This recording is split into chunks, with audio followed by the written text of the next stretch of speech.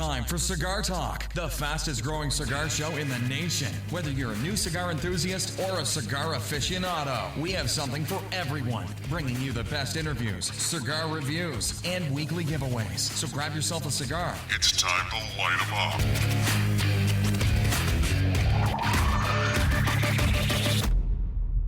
Hey guys, welcome to Cigar Talk. I'm your host, Rob Jones. We've got a special show for you today. It's not the normal show that we normally do. Brian's not going to be with us this afternoon. I do have a special guest with us today. It's Coach Briglin. He is a two-time national championship with Clemson.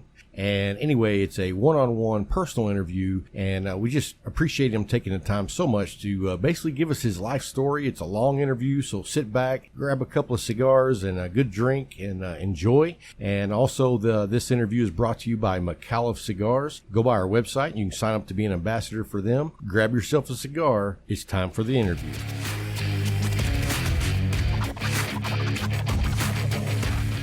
Hey guys, welcome back to Cigar Talk. Thank you for hanging through the break. I've got two-time national championship football coach, winner from Clemson. Now he's in Abilene, Texas. We're so excited to have him. He's with ACU now as assistant coach for the defensive backs. And man, we are just stoked that he's with us today. Thank you so much for joining us. We got Mike Briglin with us. How you doing today, Mike? I'm doing great. Thank you for having me. Oh man, we're excited to have you here. I didn't even know that you were here until, I was up late one night on Instagram and I saw an ACU football clip and I was like, hey, what's that? So I checked it out and I started reading up on your bio and I was like, wow, how did this guy end up in Abilene, Texas? So how did that happen? Oh man, it's been a journey, and I'm a very spiritual guy, so I believe all things happen through the Lord, and I created a relationship with head coach Adam Dorrell a couple of years ago, and being at Clemson just over time, keeping that relationship with him, and he's just like, hey, I got a spot for you. Man, that's awesome. And I tell you what, it's really a testament that, because after winning a couple of national championships and you've had success at other places, but I mean, your resume speaks for itself, and I'm sure you had a lot of opportunities to go just about anywhere. So, and then you came to Abilene. Yeah, it's it's interesting because there's a lot of people that just what do they do there at Clemson? Right? And, like it's a secret. Yeah, you're like, you got to tell me. I mean, they're just so dominant. It's you kind of like, like we were just talking off the air here, like Alabama, and you're just like, you'd think that the world would just come at you at Clemson. And, it sounds weird, but kind of people leave you alone. Really? It's really weird. Like, you think like your phone would be blowing up and they'd be like, hey, Coach Sweeney, give me some of those guys over there. and it's not that way. Like me and some of the fellows were talking, through time, we're all still very close. The support guys and the assistant coaches, and you think they just call, but it's really not how it goes.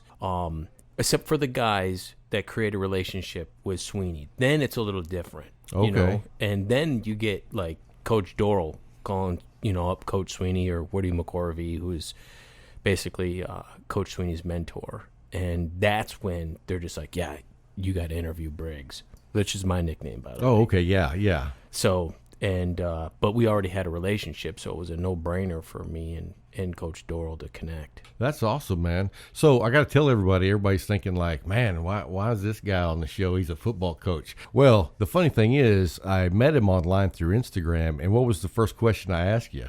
Do you smoke cigars? Yeah. You were like, yes, I do. And I was like, awesome. Would you love to be on the show? Because I love the idea of having a coach on and that you smoke cigars. That's a criteria. If you don't smoke, you can't be on the show. So you slid underneath the wire there. Check. So we appreciate you coming on board. We are excited that you're in Abilene, and we're excited to see what you bring to the table as far as ACU goes. Tell us a little bit about your background before you got into coaching. Where are you originally from? I'm from upstate New York, a small city called Oswego. It's right on the Lake Ontario.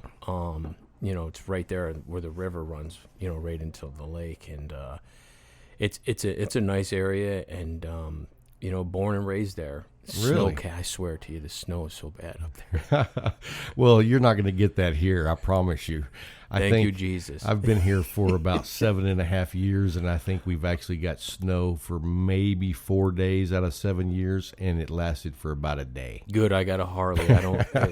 that suits me well. Nice. Hey, well, you'll find in the fall and the spring, riding a Harley out here is going to be amazing. I can't wait. Oh, it's going to be beautiful for you. Tell us about how you got into cigars, and then we'll cover you a little bit backstory. Oh my God, you're gonna love this. My guess is you were in the military. Oh yeah. I was in the military. So a long time ago, I don't even know, like, where the heck was I? Sorry, that's a good question. I got to think about it for a sec. I was deployed somewhere, and someone gave me a cigar, and I remember the commander, but he was passing them out like they were nothing. He was Really? like, I got these, and when you're downrange, you get things. People just give you things, which is a blessing. Right. And I remember being like, man, that is a cigar. It was like a man's cigar. And I was like, give me one of them, So I get this cigar, and I'm like, man, this is cool. Like, I've just felt like I was cool. Yeah. So I was like, man, that thing rocked me. I don't know what the heck it was, but, man, I was like, wow. And and you're with your brothers. Right. And you're having recreation. Yeah. And I think for me, that's more what I kind of was like, this is cool, Well, we talk about that all the time on the show. Part of it is the cigar, but if you ask people your most memorable cigar, it's not the cigar. No. It's who you were smoking it with. Absolutely. And, I've told this story 100 times, and I'll just give you a brief one, but I got to smoke a cigar on my dad's front porch with my dad before he passed away. And so that ranks at the top for me. Yeah. And so I couldn't tell you what we were smoking. You know what I mean? So It it's don't not matter. Right. It's just that time when it was a cigar shared man to man or man to woman, whoever you're with. But for me, it was, son to father. And so, I mean, it's funny you're saying that, and sorry, I didn't mean to interrupt you. No, I kind of want to good. change my story because it goes deeper than that.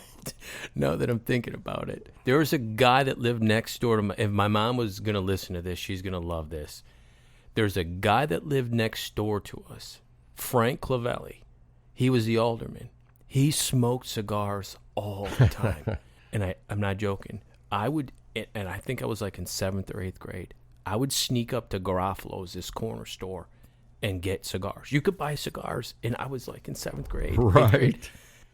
I'm not. This is my first cigar experience. I'm Frank Clavelli. nice. And I got out on my roof because I didn't want to get busted by my mom. Right. I brought my sister with me. Oh. And my best friend, and we went out, and I'll never forget it. I made her smoke a cigar. Still to this day, she's like, tells everybody that story, and my mom is like, are you kidding me? Yeah, but what a great memory that you two will have forever. Worst cigars ever in the history. I remember those. They were disgusting. They were owls. Owl. You know what's funny? Because Bryant mentioned the owls the other day. He was like, worst cigar ever. And I was like, I've never even heard of those. Like, you didn't get you could wash your mouth out with bleach, and it was still there. Well, he said he bought one at a convenience store. Is that where you got yours? Yes, it was a corner store. Gotcha. The worst. Well, in New York, y'all had corner stores. Oh, yeah. Here we have 7-Elevens. Tell us about, so you grew up in New York. Where'd you go from New York? Well, from New York, as soon as I graduated in 1991, and man, my story's deep. It's not the prettiest stories, I come from a very dysfunctional family, which is, what, a lot of people bang people. Oh, like some people, family might hear something like that, and they're like, how do you talk like that? Listen, I wouldn't be the man I am if I didn't accept my dysfunction. Right. Like, who the heck is perfect? What family's perfect? I want to know. Yeah, I was fixing to say, I don't know families that are not dysfunctional. You know what I mean? So why hide it? They make you who you are. Exactly. So I love my family. Right. And anyway, I knew I needed discipline, so I went in the military. So that's how I got out of Oswego in 91. And I went to Fort Lost in the Woods, Fort Leonard Wood, Missouri, for training, and as an engineer, and was in intelligence operations and things like that. And man, it was great. It was great training. And when I got done, I was like, okay. When I say I got done with the Army, I was like, man, I want to do something more with my life. That's where some stuff comes in, where I was, the first one going to be educated in my family. Right. And that didn't go well. I had sons, 2 boys, and I was like, well, it's like, you got to take care of your boys. That was like my dad, which I admire the heck out of him for. But that wasn't my ticket. Like, I always was like, I'm better. I don't want to say I'm better than this. I always looked at myself as I've got some good tools. And I believed in myself where other people didn't believe in me. And that's important. Got out of the military, and then I'm back home. Ugh. Really? Up in New York? Oh, God, yes. And I knew I didn't like it. I always knew. I could always sense, like, oh, God, this place. And because it snows, it's miserable. And how big is that town? It's probably like an Abilene. Okay. Size-wise. So 100,000, 150,000. Yeah, okay.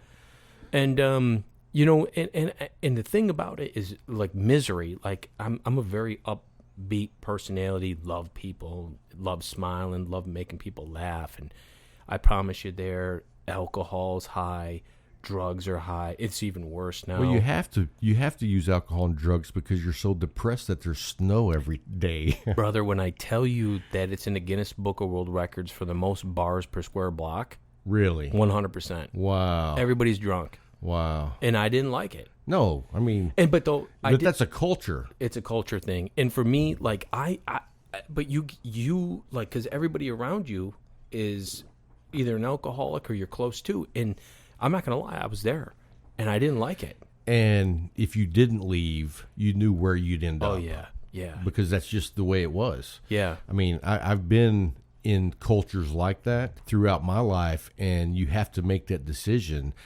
That's not for me. Because you can 100%. get caught up in it real easy. 100%. And so when you leave, you feel freedom. Oh, man. You don't even know. It's like, well, you do know. But it's like a weight lifted off you. And the interesting thing is everybody's like, why did you, what's the big deal? Why did you got to go? Like, and they want to bring you back to, like, the things you did. Right. Like, I go back there and it's like Groundhog Day. And it's like, hey, remember that time we stole the fire extinguishers from the high school? I was like, I put that behind me. Right. And those stories never end. They never if end. you stay there. If you stay there. Right. You go to the bar, they're talking about it again. And you're just like, yeah, is didn't there we just echo talk in about here? that last night? And so so I had to get out of there. Right. And so that, and I know it's a long explanation, man. I appreciate your patience. Oh, with we're it. in no hurry, brother. But, like, literally, I said, after I got there, got my education from Oswego State, and then literally was like, I got to go. Like, I got to get out of here. And jobs were folding. New York State were cutting jobs. I was working at the district attorney's office, and that job folded. I was a legal advocate against domestic violence and child abuse. That job folded. I'm like, what the heck? I imagine that was a tough job, too. Oh, man. You know what I mean? Because you saw a lot of things that you don't want to see, but it's a reality. One of the things that shocked me, for a curveball here, by the way, I'm ADD, so I'm going to take off and go in different avenues here, but the abuse on men, that shocked me. Really? Oh, yeah. By who? By women. No way. Yeah. I was just like, whoa. I'm like, that must be a New York thing. It was. They don't take crap. I was going to say, I've seen that when my wife's, and don't think that I'm watching this because now I'm going to tell on myself, but I've seen my wife watch one of those shows called Housewives from New York. Oh, God, yeah. Yeah, those women don't take nothing. No, they don't. Like, I tell people all the time, you want a good woman, marry someone from the South. That's right. Because you will get your butt beat. But they don't take crap, so you got to walk a fine line. So it's like, there's like this dichotomy between, you're not going to get beat up or be held accountable. And then there's just like, okay, this is a great loving person who loves me through it all. Right.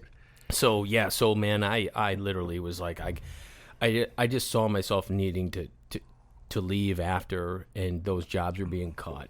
And I literally was on vacation out in Hawaii. Wow. And I was like, I'm moving out here. And you went to Hawaii on vacation? Bro, and there's so many jobs out there. Really? You would, listen, if you're listening to this and you're looking for go to Hawaii. You got a mid-crisis going on, listen, go out there. There's so many jobs out there because people get the misconception here of this is just a vacation spot. And yeah, sure it is, but people are are always coming and going, so there's always a need for jobs. Big turnover. Well, this one will make sense as soon as I say it. So I'm a veteran, educated, war vet. So I'm like, there's jobs, and I'm like, okay, within a 25-mile radius. Hear me out here. You got Army, Navy, Air Force, Marines, Coast Guard. Wow. That's a lot of federal government jobs. Yeah. I'm going to get a job. Right. Man, I looked. There was jobs everywhere. And so I applied for a job as an advocate because I was an advocate. And, man, my phone rang. I was like, Hawaii? What the heck is going on with me? So I was back in New York, obviously. I answered, and the person was like, hey, we got your resume. We're pretty interested. We'd like to interview. I was like, okay. I kind of was like blown off. Like, is this real? Right. Boom. I do the interview. Goes well. They call me back a couple hours later, and I was like, now that's weird. Yeah, 2 hours later. Yeah, I was like, wow, okay. And they're just like, well, we're going to put you through. We really like the initial interview, so we're going to have the manager, call you back and do another interview in a couple of days. What day is good for you? I said, I don't know. You tell me, and You're like, I'm not doing anything. Yeah. So I'm like, that's fine. So they call me back in 2 days, and I do this interview, and it's really good. And I kill it. And then they say to me, well, immediately they're like, well, we would like to hire you, like right there, second interview. Wow, on the phone. So this person has the pull. It was like the regional manager for all the Pacific region, which I didn't know. So I'm like, whoa. I'm like, well, this sounds good, but it shocked me, Yeah, because you're going from New York to Hawaii. Yeah, so I got to do some For planning. real. What is going on? Right. And then the person is like, can you like get here like in a month? I hadn't even told anybody I was interviewing. Wow. I'm freaking out. I'm like, how am I going to do this? And then I said, well, can you give me a little bit more than a month? And they're like, yeah. And then I could hear this ain't going to work. The hesitation. I was like, you know what? I'll make it work. Let's think of a good start date for you that works for you, that works for me as well. And I'll get, because they weren't going to give me relocation. Oh, okay. So I was like, this is on my dime. Right. So, brother, this is gutsy. This is faith. Yeah. This is a God thing. Because when you're paying, it's not like I got it made. You put your mind around this. Yeah. I went to roommates.com. Oh, no way.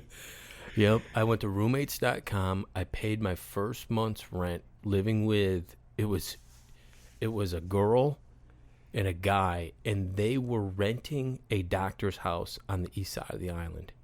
It was really cool. And they said, hey, man, you come. And first of all, I was skeptical because you're from New York. You're like, this is weird. I don't know you people. And they were like, we'll pick you up from the airport. They're all friendly, open arms. Open arm. I'm not used to that. I'm used to people like bull crap and just, New York mentality. And so I'm like, oh, this is too good to be true. There's got to be something bad. They're potheads or something. I'm like, this has got to be bad. Anyway, literally, I did that. I flew over there with just $500 in my pocket. No way. That was it. And your suitcase. And my suitcase. One suitcase. Wow. And I said, I'm going to make it somehow. I just don't know how. And, man, I hit the ground, and I was running. And you see me, there's no cameras, but I'm all tatted up with the Polynesian tattoo because the Aloha spirit just like took me over. I mean, I couldn't believe how much people were just bent over backwards to help you. They knew I sacrificed to go. Right. And man, that's what got me out of, to answer your whole question Get on out that of whole New entire York? thing, that's what got me out of New York, and I've never turned back. Wow. So do you still go back to visit? Oh, yeah. I'm getting smoked right now by my mom because I just was in San Antonio, and my stepfather's like, last year at this time, I took, him and I went to a Yankee game. He's like, hey, son, aren't you going to come back? I'll pay for the Yankee game ticket. It's just like, you got free time to go to San Antonio, but you don't have free time to come home. What's going on? But here's the thing, like I know, it's a 4-hour drive and little over half a tank of gas. Oh, San Antonio's just right around the corner. And brother, I'm getting and Fort Worth and Austin. I mean, we're close to everything. Yeah. So like for me, it's frustrating because you go to get a ticket out of here, it's $700 something bucks to get to there, and I'm like, and not that it's like I got money to do it, but like to be truthful with you, in the back of my mind, that little staycation I did in San Antonio was a great way for me to kind of just like stay close enough where I can work on football stuff because man, this is different for me. We're preparing. And I only know how to prepare a certain way. And being new, I don't want to be too far removed. No, you want to come up to the table ready to go. Exactly. You're the new guy. I'm the new guy. High expectations. 100%. You got 2 rings in that box. It says I'm a national champion. Absolutely. There's a lot of thing over my head. Don't show up hungover on your first day. Yeah, Mom, forgive me. I'm not coming home. Right. I understand, man. And she gets it. My mom rocks. She's just, she's a big time support. Don't know crap about football, but she loves me, and she just sent me a text yesterday, just like, this is your calling. Yeah. Your father would be proud of you. I'm proud of you. Man, awesome. That means the world right there. I was in tears. Yeah, I was in tears. Yeah, I would say so. So let's get back to you were in Hawaii and you got a job basically with the DOD. Correct. And so how did you like that gig? Well, man, all of us, men, women, everybody, always are like, money. You get out of college, you think you're going to get that Mercedes Benz. And so that was the thing. I was money driven. That's where I kind of learned. I'm like, for sure, that's where I moved to football for me. Was you're making, you got an opportunity working for the Department of Defense. There's some money to be made. I mean, yeah, and then there's cost of living allowance, which is 25% of your pay.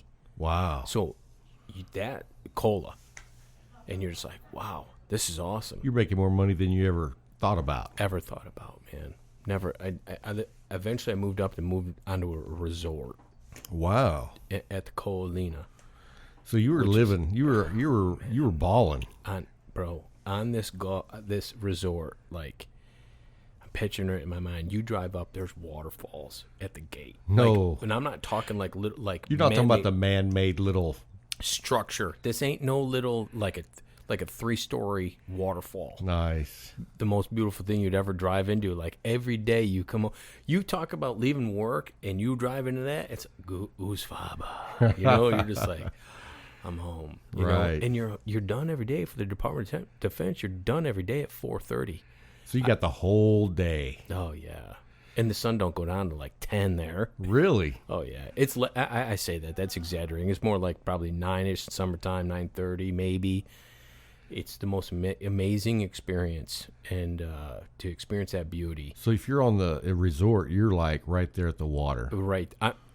You surf? 1 mile. Oh, yeah. Oh, man. Oh, yeah.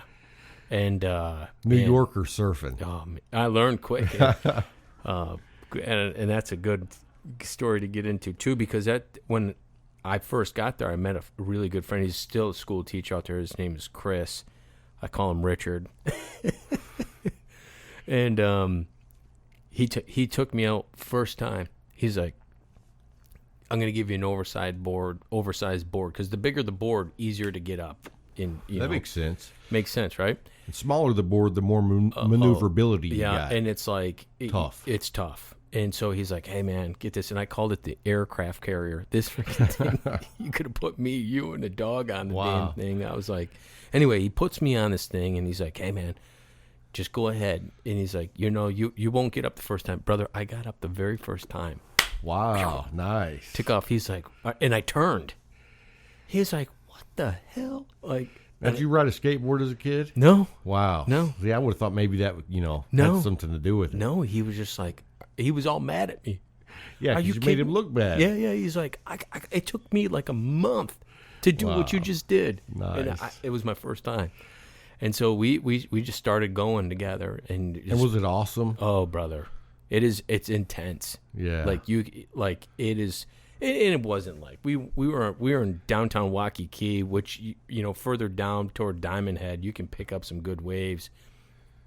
And So you're not on the 20-foot swells. no, but I did do them. Did you really? Oh, brother. Was that tense? I'm luckily I am alive. It was super intense. But I was able to get into that, and I had a lot of fun. And so living out on the resort, like I was less than a mile away from the beach. Wow. I literally would just walk. I would run that route out there all the time. There'd be whales jumping out of the water in the canal. It was the most.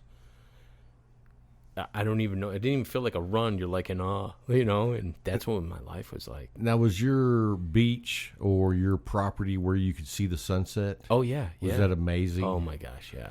I mean, I've seen pictures, so I can only imagine. It's the most unbelievable. Anytime you're near a body of water, you're just like, it's like looking into a campfire, and it was a blessing. So we've talked about your New York past and how you got to Hawaii. How did you go from making good money with the DOD to football? So, like I was, referring to here a second ago is, you want to make all this money. So I start making all this money, and I'm, I'll just get up and I'll fly to the Big Island and go see the volcano. Okay, you can do what you want. Right. But, man, there were so many times I felt like empty. You're missing something. Yeah, well, because in the beginning, I'm a people person. So, I'm getting in front of soldiers, 5,000 soldiers, and standing up like a comic, and right. and just telling them funny stuff and making a difference, teaching them family services, don't hit your children, and when you go downrange, by the way, this is what I did for the Department of Defense. And I'm doing this advocacy for like prevention education. I was downrange. I know what it's like. You hear the door shut, you think it's a shot. You're with your wife and your kids. They don't think like you think and hear things like you hear things. Right. And so I was like, I understand when you hear that doom, that paranoia type of thing. Right. And our as a soldier, your adrenaline is still there. Yeah, and it shoots up quick. Your hair is on alert in 2 seconds. And when you get home, that don't just shut off. And wives don't know that. Kids don't know that. Heck, the soldiers sometimes don't even know. It's just a natural instinct.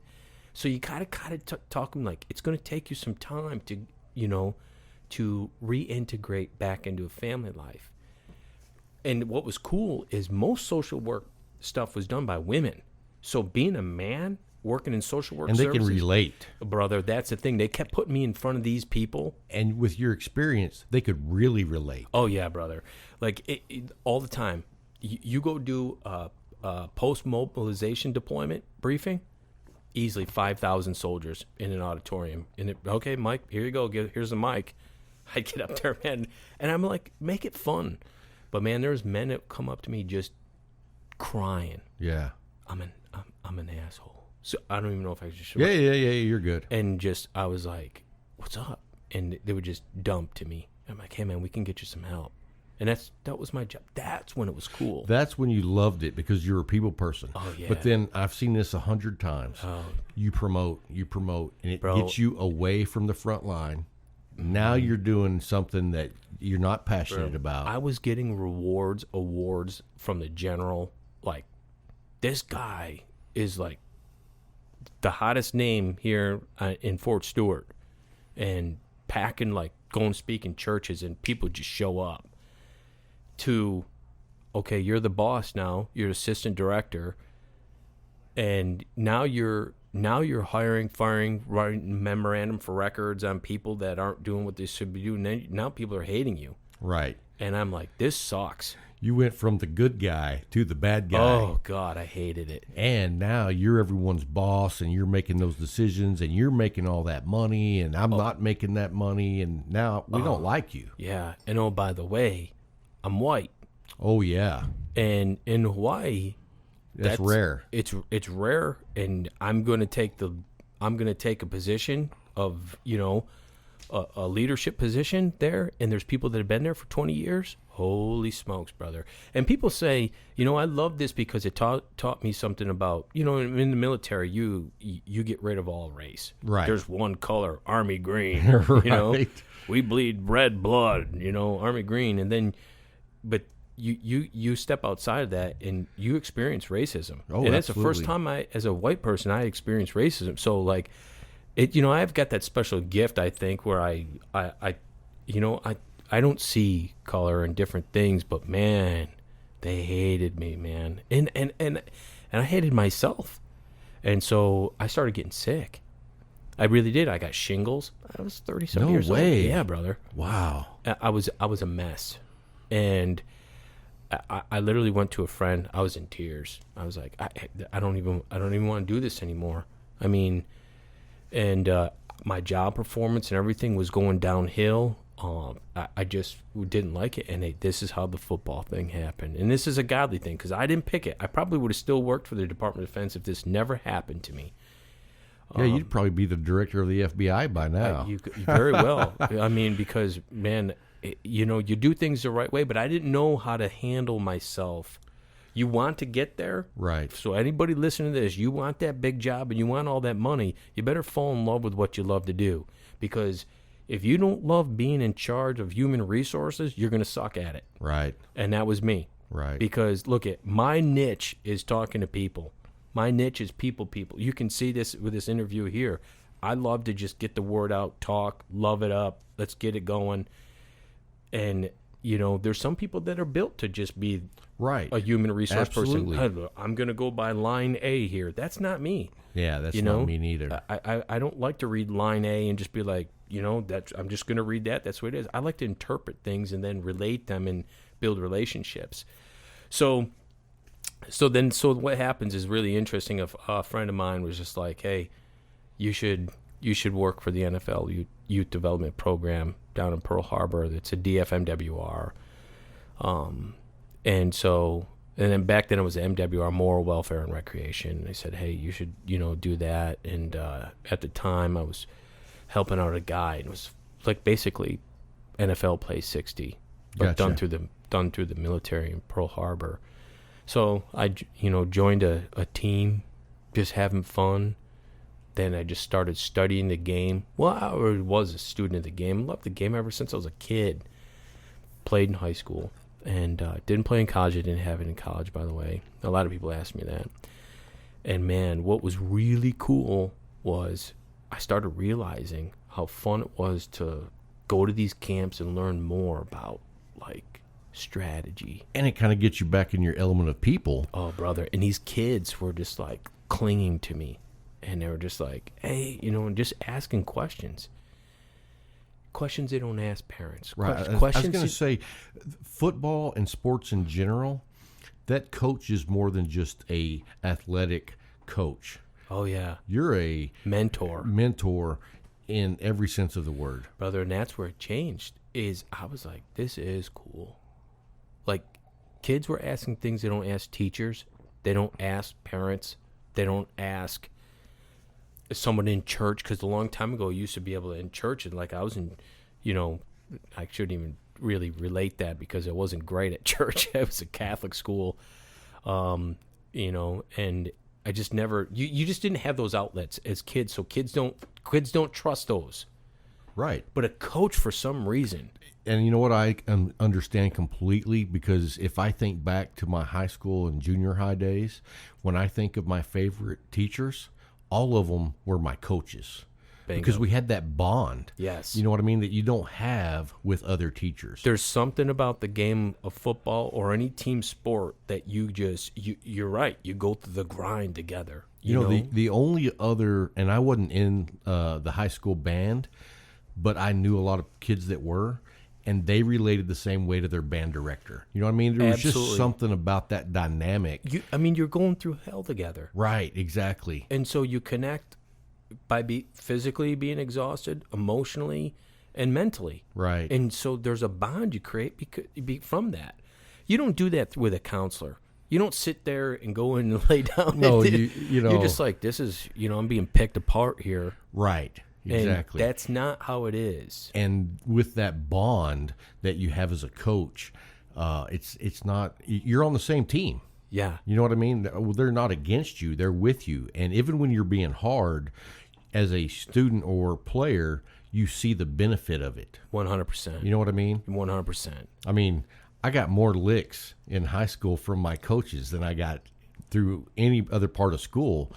But I knew that was them taking the time to teach me. Yeah. I was hard-headed. Yeah. You know what I mean? But because you experienced them, they were able to get through to you. Right. And it's the same thing. And that's what I saw. And so it's relationships and it's trust. You're building great relationships that last a lifetime. And then the whole common denominator is trust. You Right. learning to trust them learning to trust you. I don't know anywhere else you can really do that at this magnitude. And I'm firsthand experience of it. And so that's what happened. And the more I got into it, man, it was like a drug. And I've never done any drugs, by the way, anyone out there. I've never smoked weed. I've never done any. But I'm telling you, I was hooked.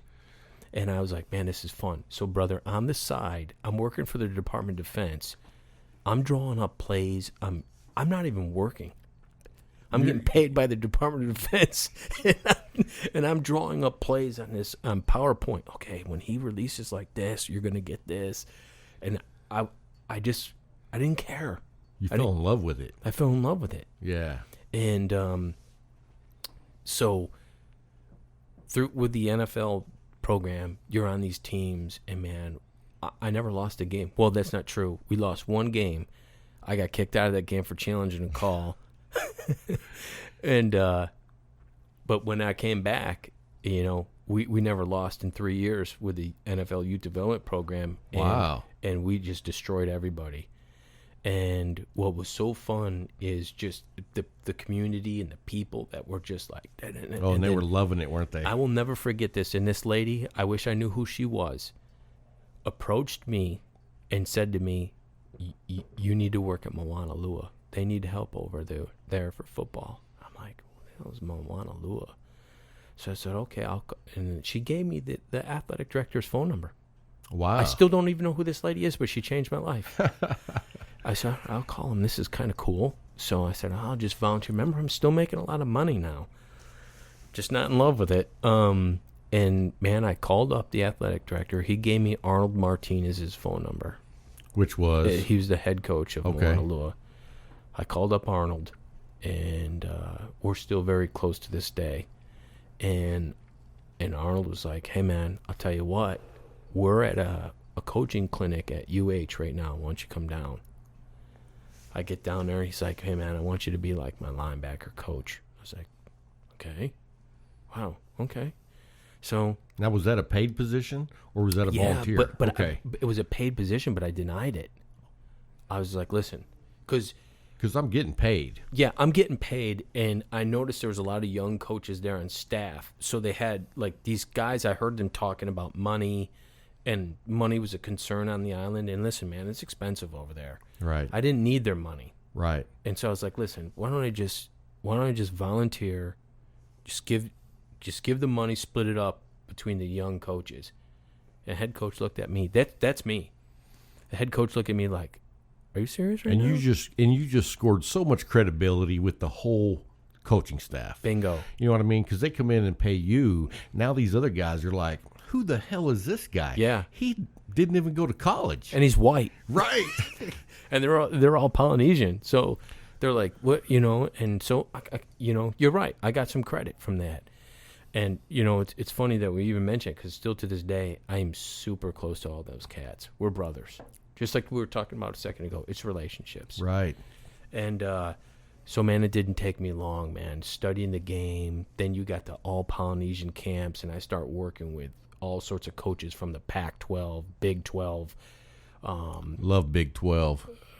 It's too bad it's Big 10 now, but we love the Big 12. I'm a Red Raider fan. Oh, you are? Yeah. In fact, there's a question we're going to get to in a little bit, but go ahead. Yeah. So, man, so I end up creating relationships with these guys. To include, there's two that stand out with me. Kalani Sataki, who is the head coach now of BYU, and Tim Kish. These two, this interaction I had in Maui, it was called the Nike Just Win Camp. This is when I made the decision. I'm going to be a football coach.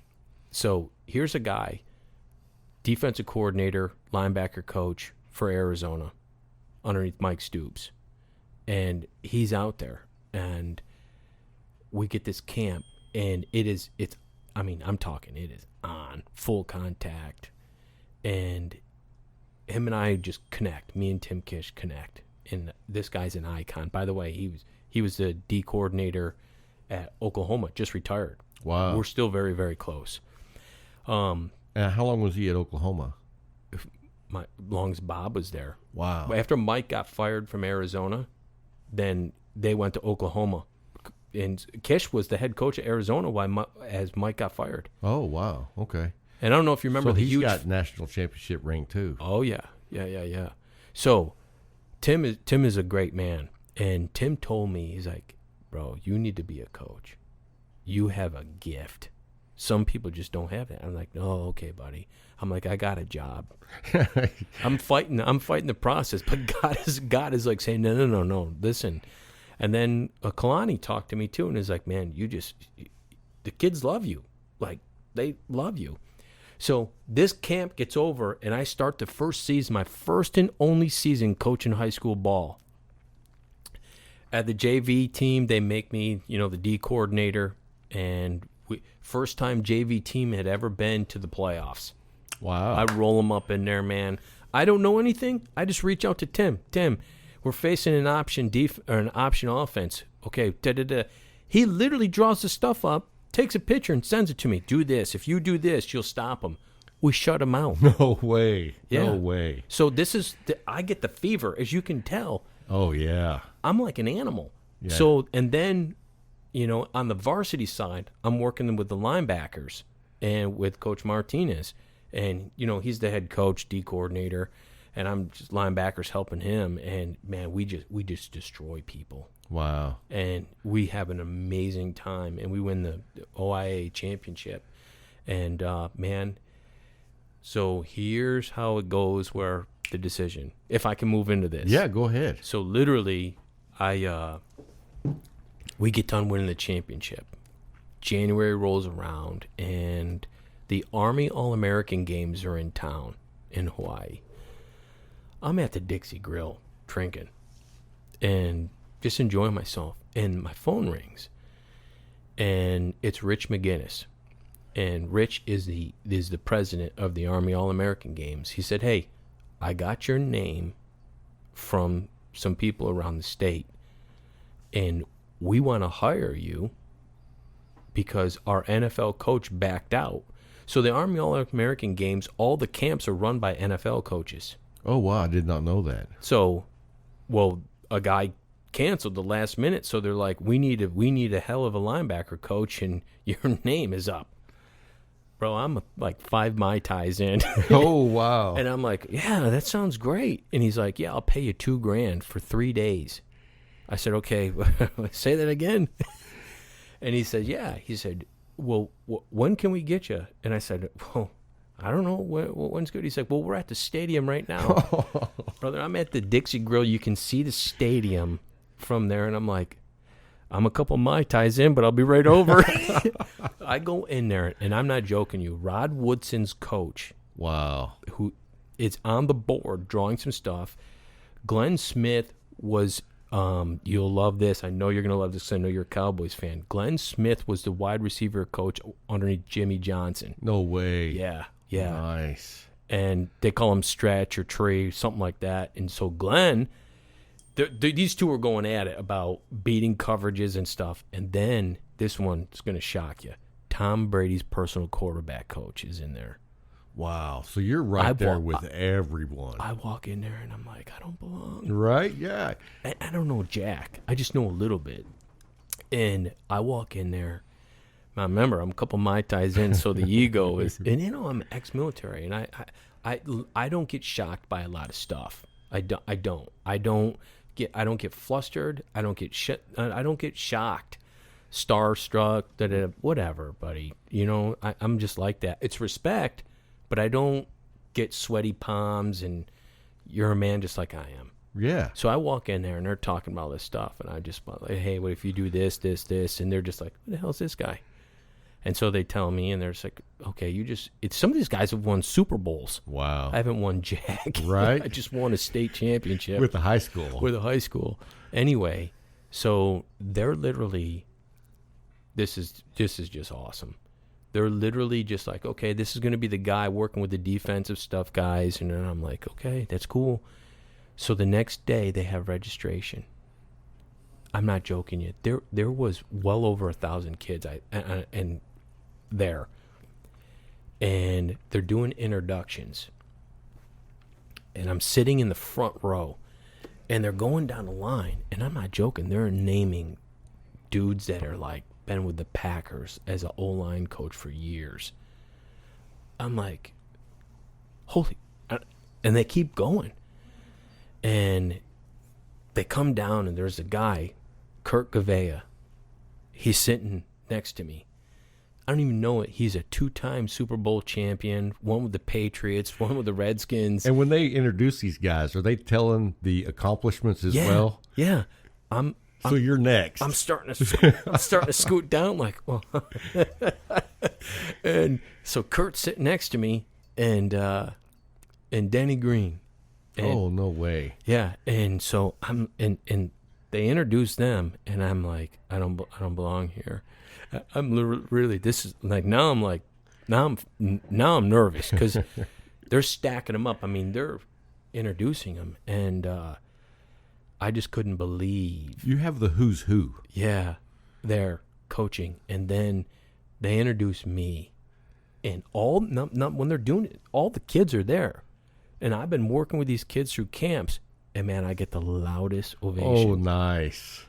I couldn't believe it. I had tears, and that's when I knew, and so there's something about me that I love. I love to work and grind. They put me with Dennis Green. And we destroyed it. I mean, we worked kids right to the bone. Nice. And I think it was a weekend. We just literally, I mean, he told me, anything you need, you just tell me. So I said, yeah, okay, cool. Never used him. Kurt Gavea, love that guy. We still stay in contact. And he's always like, and he, by the way, he's from Waianae, which is Hawaii. So we connected because we were right there on the island. Oh, nice. You know, so him and I kicked it off. And so we literally, after that, that's where I met someone, how I got hired at Incarnate Word coaching college football. Was I literally was going to move to San Antonio. There was a job opening. I could work. This is how well I did there at that camp. Rich McGinnis hired me to run all the NFL camps across the country. Wow. He's like, I like you. I want to hire you. And I said, okay. So I got hired by the Army All-American Games to write those checks for all the NFL guys. Wow. Per camp. So we'd be in Alabama one day, San Francisco the next weekend, Dallas another weekend, off to Philly the next weekend. That was my life. And at the same time, one of the coaches that met me in Hawaii hired me at Incarnate Word, and that's how it started. Had you already resigned from the DOD at that time? Yes, I did. Okay. So in January, after I did this camp, they came back and said, hey, man, we got a job for you. Will you accept it? The Army All-American Games. I said, yes. Simultaneously, Incarnate Word says, hey, we'll take you as a running back coach starting the new physical year because you can't because there's a recruiting violation. Oh, okay. So I said, okay, I can work this camp, do all, run these, have a job, and I'll start with you guys, when you report to camp. And that's how it happened. Oh, wow. And, bro, and you were back in your element with people. Oh, man, yeah. And running these camps and meeting these families, and you're helping them. Now, this is what's exciting for me. Recruiting is you're setting them up to change the rest of their lives. I mean, if you think about it, you're saying to yourself, if you do these very things, I'm going to help you get $250,000 worth of education. I mean, if you just say to someone, hey, you want $250,000, you become a very good friend. Right, real quick. Real quick. And so that's what I fell in love with. I was just like, this is awesome. Like, and just taking, it's hard to not take pride in something like that. You're just like, man, this is exciting. You have the opportunity to just completely change lives. Absolutely. And it took me a while to get there, but in there, and I'm not done. I've got a plan, you know? Oh, yeah. And so it's... and you're still young as far as coaches go. Oh, yeah. You told me you were 47? I'll be 47. Yeah. What's today? Today's the 26th? 4 more days. Oh, well, happy birthday early, man. Thank you, brother. Hey, I'm 50, so, I still think I'm young. You are. But sometimes I don't feel young. But, yeah, man, as far as coaches go, look at what was the defensive coordinator's name for the Pittsburgh Steelers? Oh, he was like the older guy. Yeah, he was like 80 years old, what I the think. heck is his name? Yeah, and Lambert. Maybe, I can't remember. I think it but, is. Man, and that dude was doing a great job, and I think he was 80. Yeah. On the sidelines, pacing up and down, yelling and screaming, and just genius. Yeah, I think it's Josh Lambert. I could be wrong though. Which, But, you know what? That's a negative for me. I'm working on that. I suck with names. Well, someone's going to tell me, hey, by the way, you really sucked with that. His name's not Lambert. I'm like, okay. Yeah, somebody will be writing into the show. It's really weird. Like, and I tell people this, when you become important to me, I'll remember your name. Other than that, like, I'll remember some history stuff, but that's a big one that I don't like about myself. Like, you have to earn my memory. Well, and you'll, in any profession, you learn to get better at whatever you're not good at. Oh, yeah. You got to work at it. Yeah. Yep. And I find that even in the cigar industry, there's a lot of guys that are at the top of the food chain in the cigar industry. I can't remember their names, but I have them on the show. I never forget them. You know what I mean? Yeah. Just because I have that personal connection with them. There it is. Once you have that personal connection, you got it. And to my, to my support here for this is I've met so many people all across this world. It's hard for me to remember so many people. It really is. Yeah. I mean, Coach Sweeney, he's amazing. I don't know how he does it. He must have some memory technique. He hears it one time and he's got it. He's got it. Wow. Like, he'll meet someone, leave, come back, and remember their name and their husband name and their kid. I'm like, how did you do that? Like, I can't. So, how did you get to Clemson? Oh, I love it. This is great. So this is definitely where God, I've always had a faith in God, but never a relationship with him. And I've always, it's been always tough as a kid, growing up, because you're just like, you're going to go to church and you rebel. It ain't because you want to. It's because your parents are telling you. Yeah, how many times were you in church and you're like, I could be sleeping in, I could be hanging out with the boys. I'm the one picking on my brother. Right? I'm that guy in the pew. Oh, same here. I mean, we used to make up games to play in church. Oh, yeah. And Did you ever play this game? You got your buddy sitting next to you. You pick up a hymnal, and you show each other a page in the hymnal, but you're covering up the page numbers, and they have to find that page. Oh, yeah. We used to do that. Yeah. It was like, how much we were paying attention? Yeah. And you got the audible shh. Right. Or the nudge or or my dad used to give me that look. Oh, yeah. Like, zip it. Yeah, you know what I mean? Yeah. And you always went starving. Oh, yeah.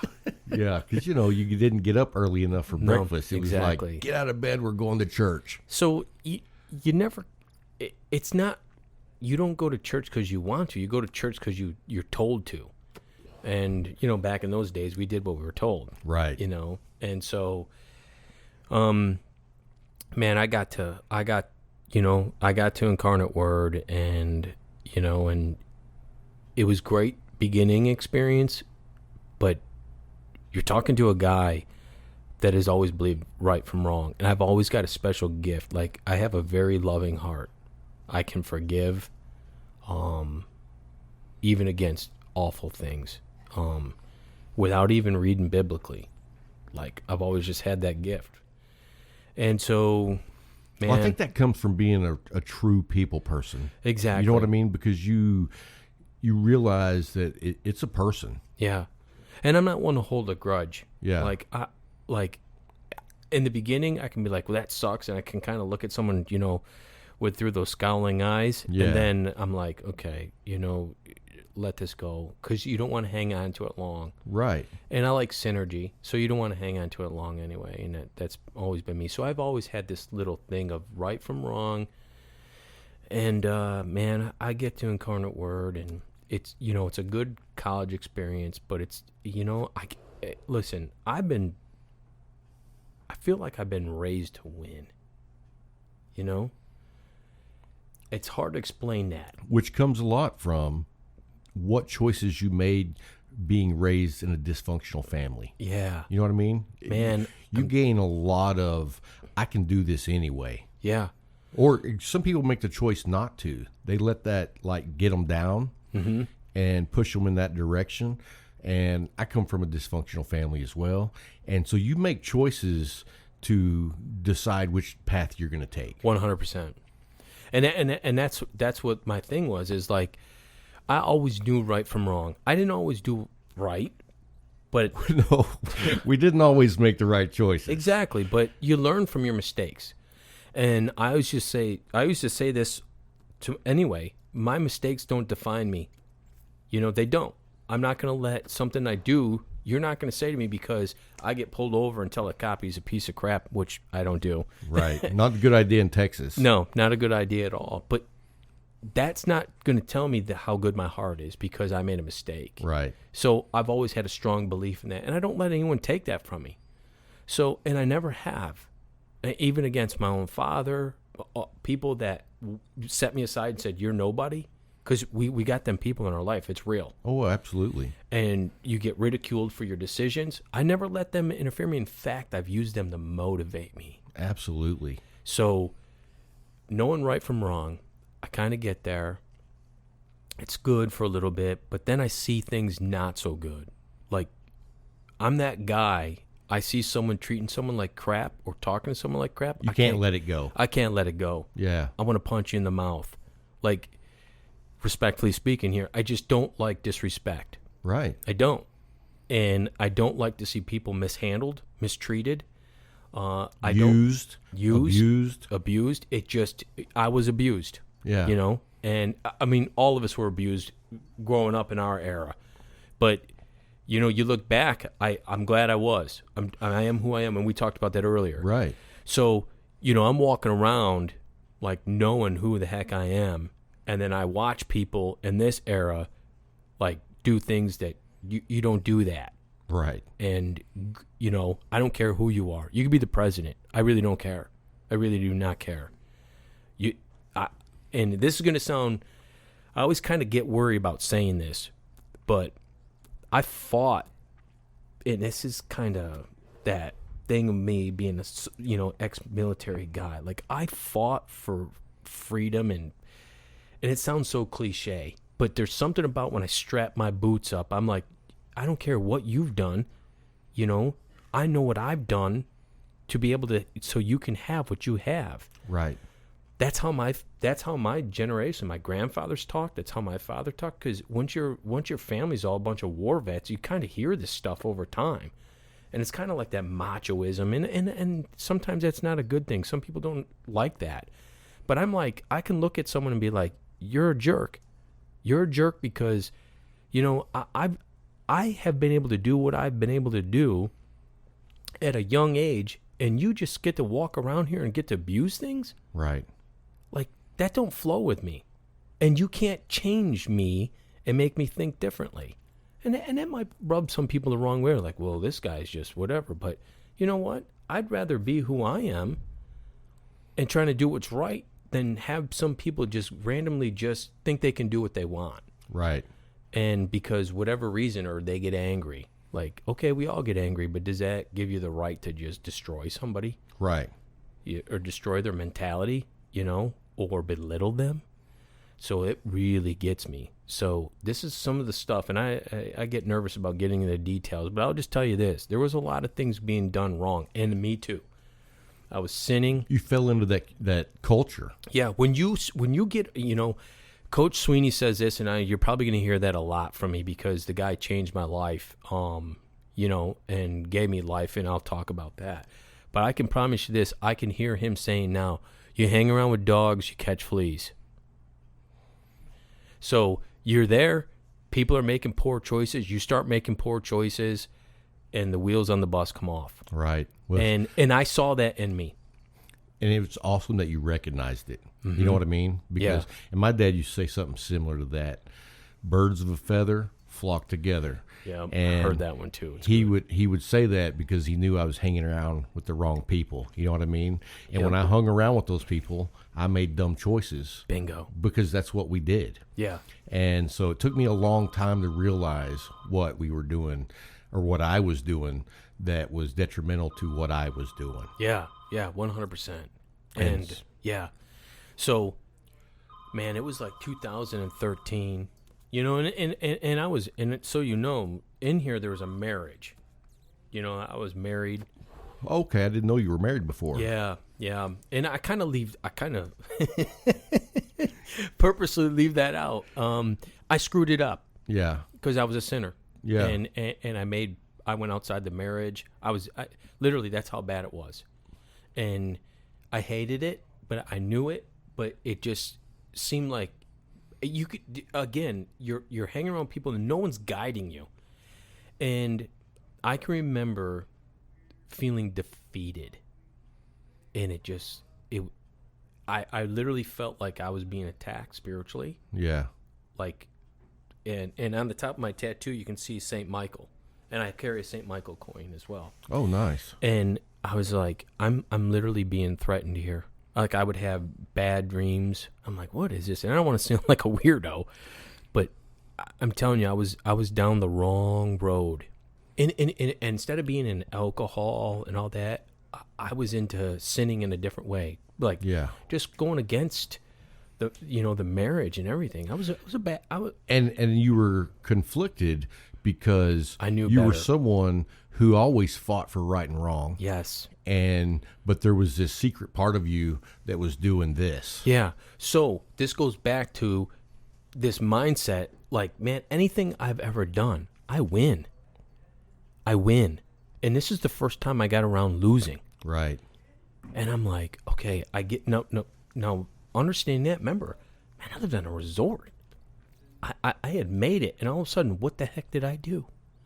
So I'm being humbled, and boy, God had His hand on it, and I didn't even know it then, but I know now. So here's how it happens: 2013.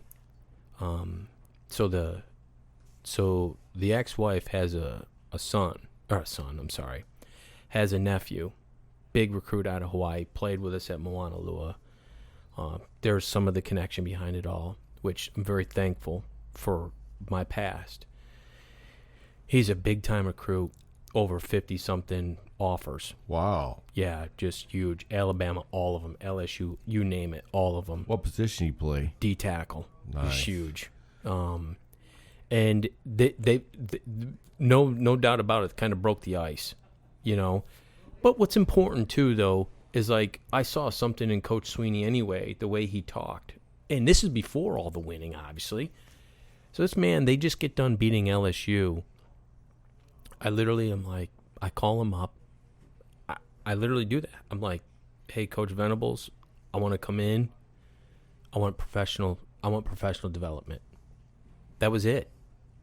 I get there. This is going to blow your mind. This is a godly thing, 100%. Has nothing to do with the game of football. I say, hey, I want to come in. Sweeney gets back a hold of me. Oh yeah, he is so high energy. It's not what everybody's like. Is that the real deal? I get that question all the time.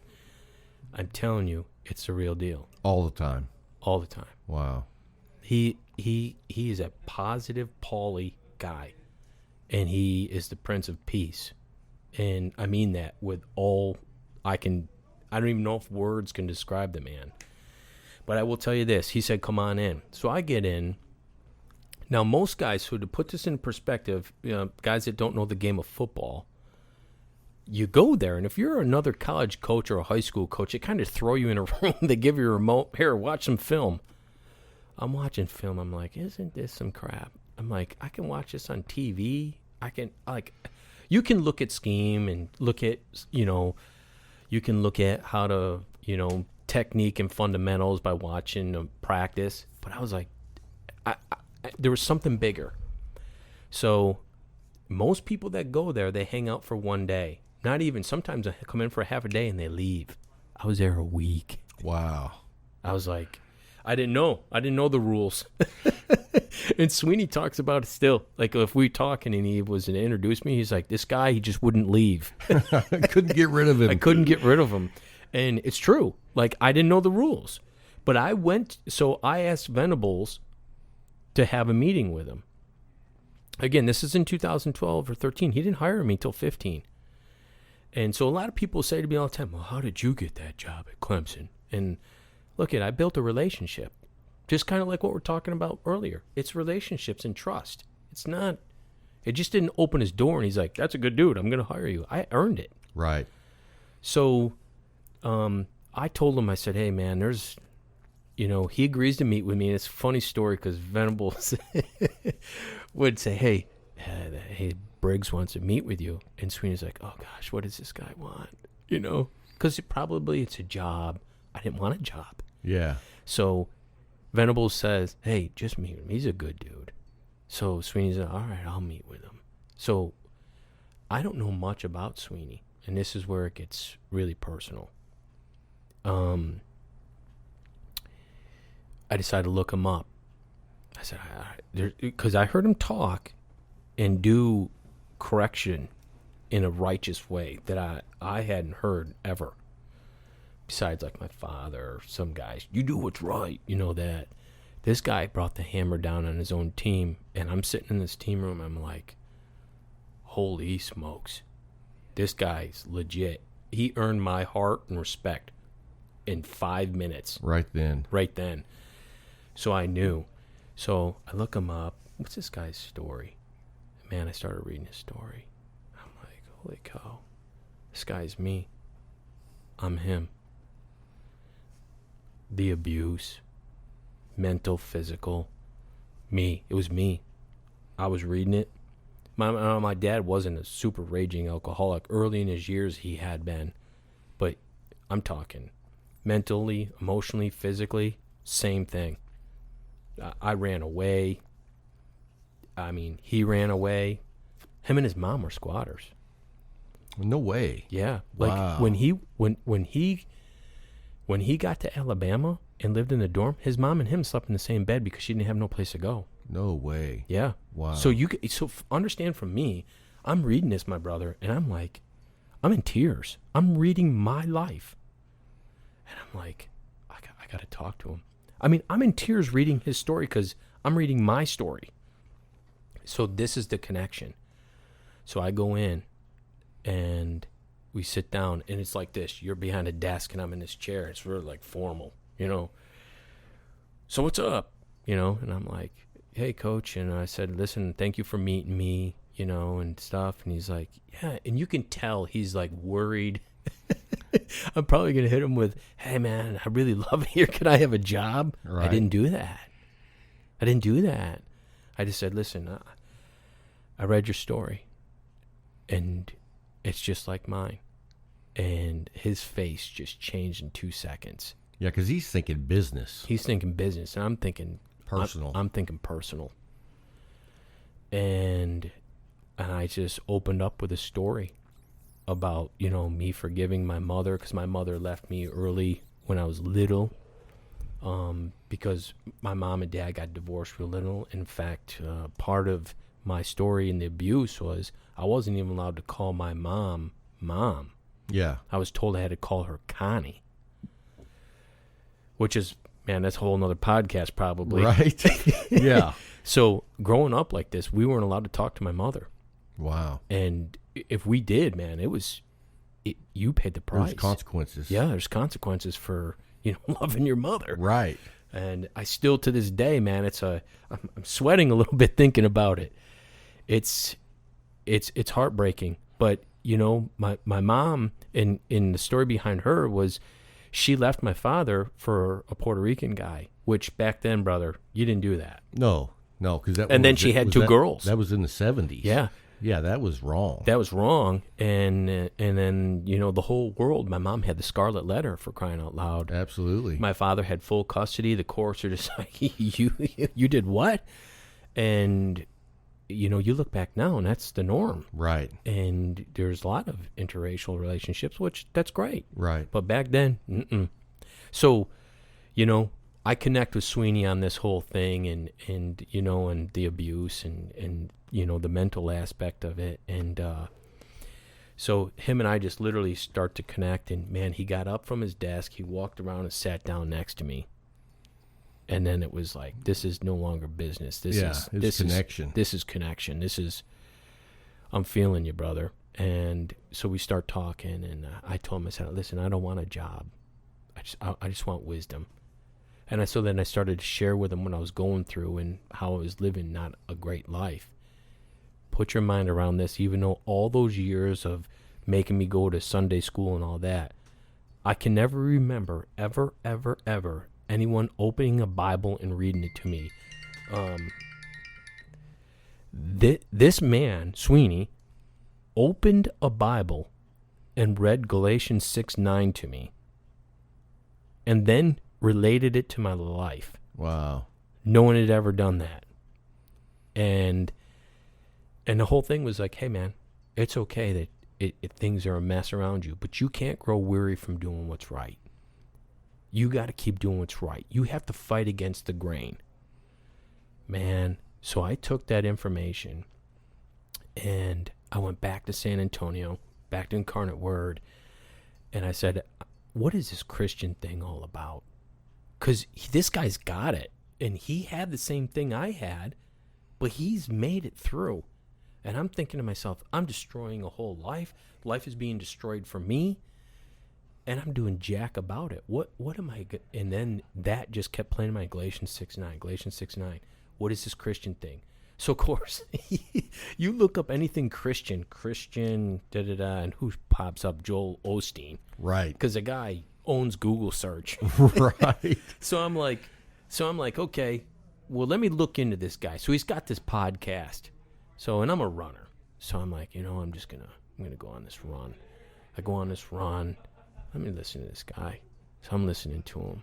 I'm like, man, this guy's good. Oh, yeah, okay, yeah. It's about being a better self. At the end, he gives that moment where you can give yourself to God. And I'm like, I'm on this run. And I'm between mile 3 and 4. And I'll never forget this. You know, I'm kind of looking around. Because I can feel something special happening. I can feel it in my throat right now. I decide I'm going to give myself to God. Wow. On a run. And I do. And I am telling you, I was crying so hard I couldn't see. Wow. And from that moment on, things started to change for me. I started I still was sinning, but I didn't know the magnitude, even like today, that, you know, we're going to sin. We're going to do things wrong. But you're always forgiven. And I didn't know about that stuff, you know. So, man, I did that. And when I got home back to my house in San Antonio, I had a Bible. So I literally, at this point, the marriage is pretty much done. I'm living in one part of the house, she's living in the other. I mean, it's bad. And I hated it. So I went to my knees and I just started praying for intervention. And things started to change. I just was like, you know, I don't want to live this life anymore. And I still made poor choices along the way, but at least I knew they weren't right. So, and I know this is a long explanation, brother, so I hope. Oh, no, you're good, man. So every time I could go back, Sweeney was like, hey, man, you're going to come back and hang out with us. It was like open book. And he would just text me. People can't believe that. Sweeney texted you. He would check in on me. Hey, man, he would just see something and think about me and be like, hey, whatever, good luck this week. I'm like, he's paying attention. Wow. He's paying attention in Incarnate Word. Are you kidding me? And which is funny because he plays like incarnate what? But he would check in me, and the man cares. Wow. And so I would be like, hey, good luck, da-da-da. And if I texted him right now, he would respond. He's that in tune. Like, he will respond. And that meant something to me. And so we kept developing that relationship where he kept guiding me. He kept giving me wisdom and how I got hired. So me and the head coach were at war. I don't even know how to explain that. Just it was what it was. Philosophically, I'm like, we need to manage people. He was a believer in, they're men. We'll treat these kids like men. I'm like, well, you just said something interesting. They're kids. They need structure. I was that military guy. They need structure. Right. They need security, stability. We're not providing any of that. And one of our players got shot. Oh, wow. And over 60 plus of our players were out in a club in San Antonio the night before a game. I that didn't rest well with me. And I just was like, that's, again, we go back to the right and wrong thing. I'm like, this is wrong. They're not kids, or they're not men, they're kids. They need us. We're doing this wrong. And it was, I'm not the head coach. And was I out of place? Yeah, I would probably change a couple things I did. But, man, at the end of the day, I could not just, like, ignore what was going on. And I didn't handle it all the way well. But anyway, long story short, sort of, is he fired me. Oh, no kidding. Yeah. Wow. And so, which is interesting because he fired me, but the university said, no. We think you might be the future here. We don't want to fire you. We're going to leave you on contract. Wow. So I was like, what? So we're in San Antonio for the coaching convention. Sweeney just won Coach of the Year. Him and Kath come out, and I'll show you the picture. And he's like, hey, man, how you doing? Hugs me. You can imagine all the people trying to flock to him. And he's like, hey, how you doing? I say, hey, you just, coach, this is not the time, And literally, he said, hey, man, I love you. Like, I want to know. Bro, are you serious? You just told me you love me? I just couldn't believe. And it sounds weird, but we'll get into the culture of Clemson here in a minute. But when he said that, he's like, just tell me. So I told him that I got fired. He said, that's good. And I was like, how the hell is that good? And he said, God's got bigger plans for you, my friend. You need to keep faith. God's got way bigger plans for you. And he just hugged me. And then him and his wife, Kath, we prayed right there together. Right there together. And everybody else he was like backing people away. You know what I mean? We had our moment right there. And then we went away.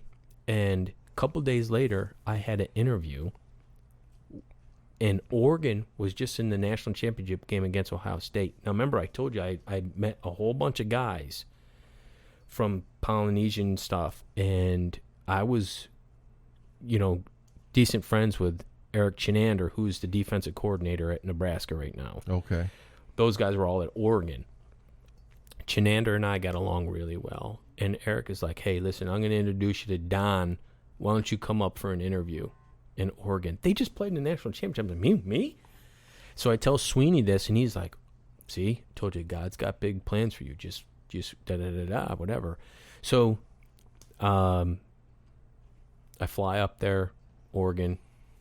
Interview goes great. Don is like, man, we want you. Eric is like, man, I hope you come. But they didn't have the funding approved for an analyst position. So it wasn't looking good. So on the way back, I talked to Sweeney, and Sweeney's like, well, why don't you come hang out with us? Okay. So I go there, and Incarnate Word approves the whole thing. They're like, just ride out your contract. You're good. Do whatever you want to do. Okay. So I go to Clemson. I go in February, somewhere in end of February, and I stay all the way through spring ball, the whole entire spring ball. Wow. I mean, and Sweeney gives me full access. Now, this is a big deal, and this is a blessing, because if you're a college coach and you show up there, you're standing on the outside. I'm in the drills. You're right there, hands on, right there with Venables. Boom, they're just, hey, let Briggs have full access. Sweeney allowed that. I'm telling you right now, if we were at Clemson right now, and a college football coach, you're standing on the outside watching from the outside. I mean, I'm talking, they're having the paw drill, and I'm right there, like, standing next to Venables, like, just, come on, you know? It was unbelievable, and I was so thankful. And here's the other thing is, Sweeney, it was amazing, because Sweeney had went to them and said, hey, let Briggs be in all the meetings. So instead of sitting in a room with a remote, like what they do to every other coach, they just let me be part of the staff. Wow. So I'm sitting in there. Now, in the stadium where we used to be, Venables was like, I could reach over and tap him on the back. That's how close we were, sitting next to each other in meetings for days. And they got used to seeing me there. They got used to me being there, and I wouldn't leave. Like, I was just absorbing everything. And we just got to the point where we just got along. Everybody it just was synergy. And so spring ball gets over with, and I buy, and this is a touch from my heart. I buy everybody a little gift. Smoothie King. Nice. I buy all the coaches and support staff Smoothie King cards, and I give them out with a little handwritten thing. Man, I appreciate you, because I don't know what's going to happen. And I give Sweeney like a night out to his favorite dinner spot. I asked his secretary, where does he like to go with Kath, his wife Kathleen? And she's like, oh, he likes to go to the Japanese steakhouse there. And I was like, oh, okay, I'll get him a $100 gift certificate. It's a big deal. Give it to him. Venables grabs me and says, hey, man, I don't want you to go. I said, well, we got to talk to your boss. And he's like, well, I'll do whatever it takes. And I was like, what? I mean, come on, man, that's a big deal. So I literally am like, what do I do? And he says, hey, man, if I'm you, I would tell him I'm coming right back. I said, all right. I see Sweeney in the hallway. Now, listen, I'm leaving for a flight that afternoon to fly Going back to San Antonio. And yeah. I'm like, what the heck am I going to do? You know, I don't even know what's going to happen. And he says to me, hey, let's meet Monday morning. Let's talk about, your future. I said, okay. I'm leaving. It's like a Saturday or something crazy like that. Whatever the spring ball game one. It was like a Monday. Yeah. So I'm like, oh my God, I'm going to fly back. How the hell am I going to do this? Do I just stay here? What? And I was like, I've got to go back to San Antonio. And I literally remember after that, I remember going for a walk and tears are coming down. I'm walking in Death Valley on the field in tears. I'm literally talking to God. What do I got to do? Just guide me. And I need to rewind for a pivotal moment here. Before I went, I saw a job opening at Clemson. And it was a senior analyst spot. And I was like, I remember going to my knees, crying. I was holding the Bible. Said, God, just put me with Coach Sweeney. I know he's going to help me be a better man. Just like you and I are talking. Just punching God right in the mouth saying, hey, are you listening to me? You got to help me. I want help. And just, I'm talking crying. Like just whatever. And then I went. And I needed to just ruin it because I think that's very crucial. Oh, absolutely. And I didn't get the job. God forbid he hired Lemansky Hall. And Lemansky Hall is the defensive end coach now. And Lemansky played with Coach Sweeney on the national championship team at Alabama. No way. Yeah, so I'm not getting that spot. Right. and the title was senior analyst. Yeah, I'm not senior in anything. Wow. I'm seeing my way somehow into there. And so to pick back up where I was leaving off, so I'm in the valley and I'm screaming at God. Just, my life is a disaster. It's gotten better, but it can be a lot better. You got to help me.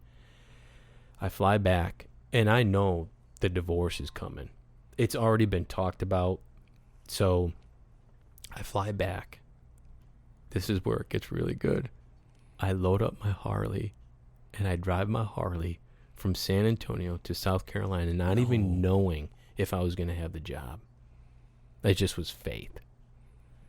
And if you're listening out there, when you operate on faith, you will be rewarded, because that's the ultimate deal. To drive that far, Yeah. I was thinking to myself, no, I ain't driving 4 hours. Well, it's kind of like packing up your one suitcase and flying to Hawaii. Yeah, exactly. And God rewarded me. And whenever I've done something crazy like that, and that's not crazy, I shouldn't say that. It just isn't the norm. It isn't the norm. You have to step outside. It's actually funny. My devotion today was all about stepping outside of yourself in faith, and you will be rewarded. It's as strong as your faith is as strong as the reward will be.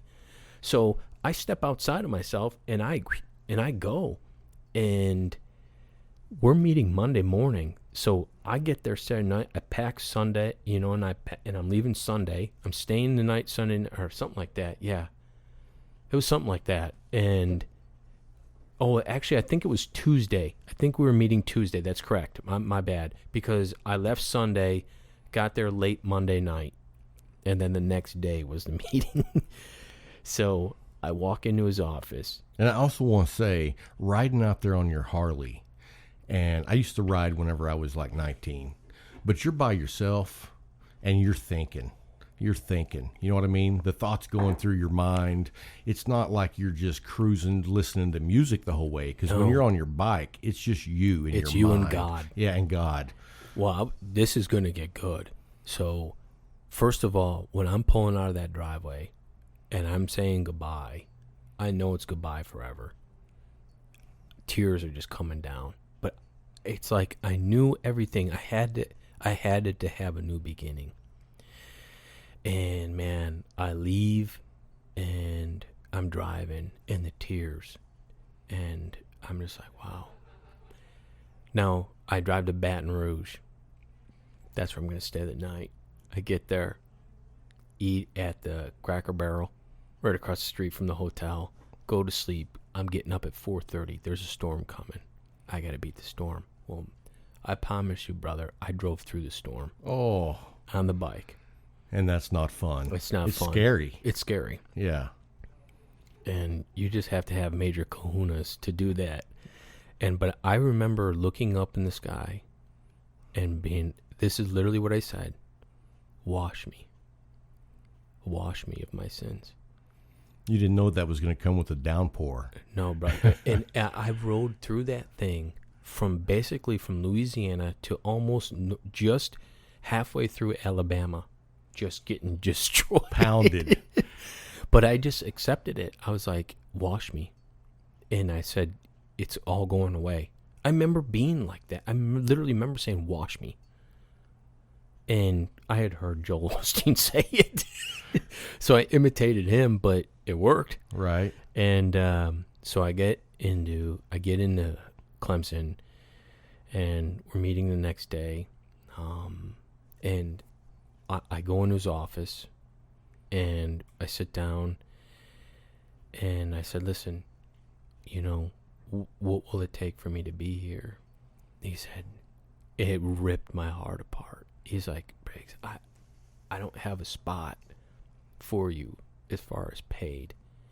He said, but, I want you here. He said, so I don't know how we're going to do this. He said, but I got an idea. You got a master's? I was like, no. I mean, I need to work on it. I really would like the master's. And he said, I'll tell you what, you're on contract still, right? I said, yeah. He said, listen, they can't touch us, the NCAA. By rule, I can't just have you hanging out here as a volunteer. That doesn't exist. You have to be in school. You have to be protected by the school. And then maybe somehow I can make you an intern. I said, okay. But I heard no job, no money. Right. So I'm like, this ain't gonna work. I'm thinking I just drove all the way across the U.S. and You're thinking, I stepped out on faith. Where's my job? Yeah, and he's just like, all right, that's not gonna cut it. But he gave me an alternative solution. I just didn't hear it right away. Right. So he said, if you get in school, you're getting paid by an Incarnate Word, still on contract. So why don't you just get into school, and I'll make you my intern.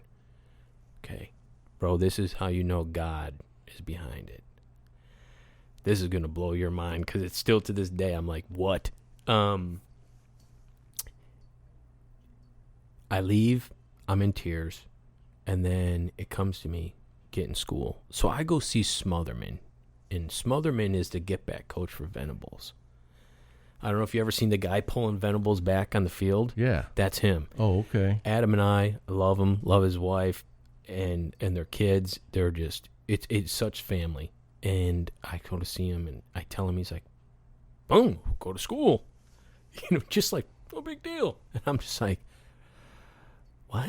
I'm like, oh, man, maybe you're right. He said, listen, Briggs, I just got my degree from Youth Development Leadership, and Dr. Quinn, he'll help you.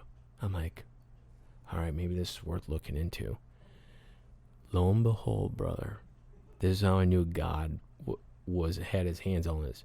Dr. Quinn went to Oswego State and lived in a fraternity right around the corner from my parents' house. No way. So you got two dudes from Oswego State. What? Come on. That is not coincidence. No. And I was like, Oswego State? Like on the lake? And he's like, yep. That's crazy. It's just, I still, like, putting my mind around that. Do you know the chances? Right. And he literally said to me, looking at my resume like you'll have no problem getting in this school. I got accepted. And Sweeney told me, you get accepted, I'll make you my defensive intern. He's never had an intern there. I said, okay. I get accepted to school, and I carry it with me still to this day. I'll show you this, because it's like, this is a big deal for me. First of all, they spelt my name wrong. But this is my Clemson ID card. And look how they spelled my name. Wow, that's worse than what I would do. Yeah. So they spelled my name wrong. And what's interesting is I go in, I get the acceptance letter. And I got the acceptance letter, and I'm like, okay, all right, show Sweeney my ID. I show him my ID, man. I can feel this in my throat. And he is lit up like the most proudest guy. Hugs me and says, you're a Clemson Tiger. Nice. Wow. And brother, we did not turn back. And literally, he said, so what do you think? I said, this literally what I said. Let's go win it all. Wow. And you did. And we did. Wow. We did. Now, how was it going from your football experience that you'd had up to that point to now you're at Clemson? Well, like I said, I'd never been around losing. Yeah. And everything I've done, even in Little League Baseball, we won city championships. We like playing football and freshman we won the whole thing. We're undefeated. Like I never really lost at anything. And there it was like losing. And I'm like, I don't like, this is for anybody out there. If you're going to hang around with losers, you're going to be a loser. If you want to be a millionaire, hang around with millionaires. If you want to be around successful people, then you go hang around with successful people. Birds of a feather flock together. Right. And so I promise you that was my mentality. And a lot of people ask me, well, how did you do it? Well, you know what? I stepped out on faith, and I wanted to be around winners. And when I wasn't around winners, I got away from it. Same thing in back in my hometown. You don't want to be in your environment? Move. Right. Well, you know, it's funny that you say that because I told you I hung around with some people that I shouldn't have been hanging around with. And after about a year, I was at an all-time low. And I thought that I loved these guys. I thought they were my brothers. You know what I mean? Mm-hmm. But they were just dragging me down. Oh, yeah. And I finally picked up the phone and I called my dad. I said, hey, can I come work for you? And he was like, come on. I got away from those people and I went and started doing solid labor, which I hated, but it made me who I am because I made that choice that I'm not going to be that person. And when I went and started doing solid labor, all you did was get up, go to work, and you worked all day until it was dark. You came home and you went to eat and then you went to bed. Yeah.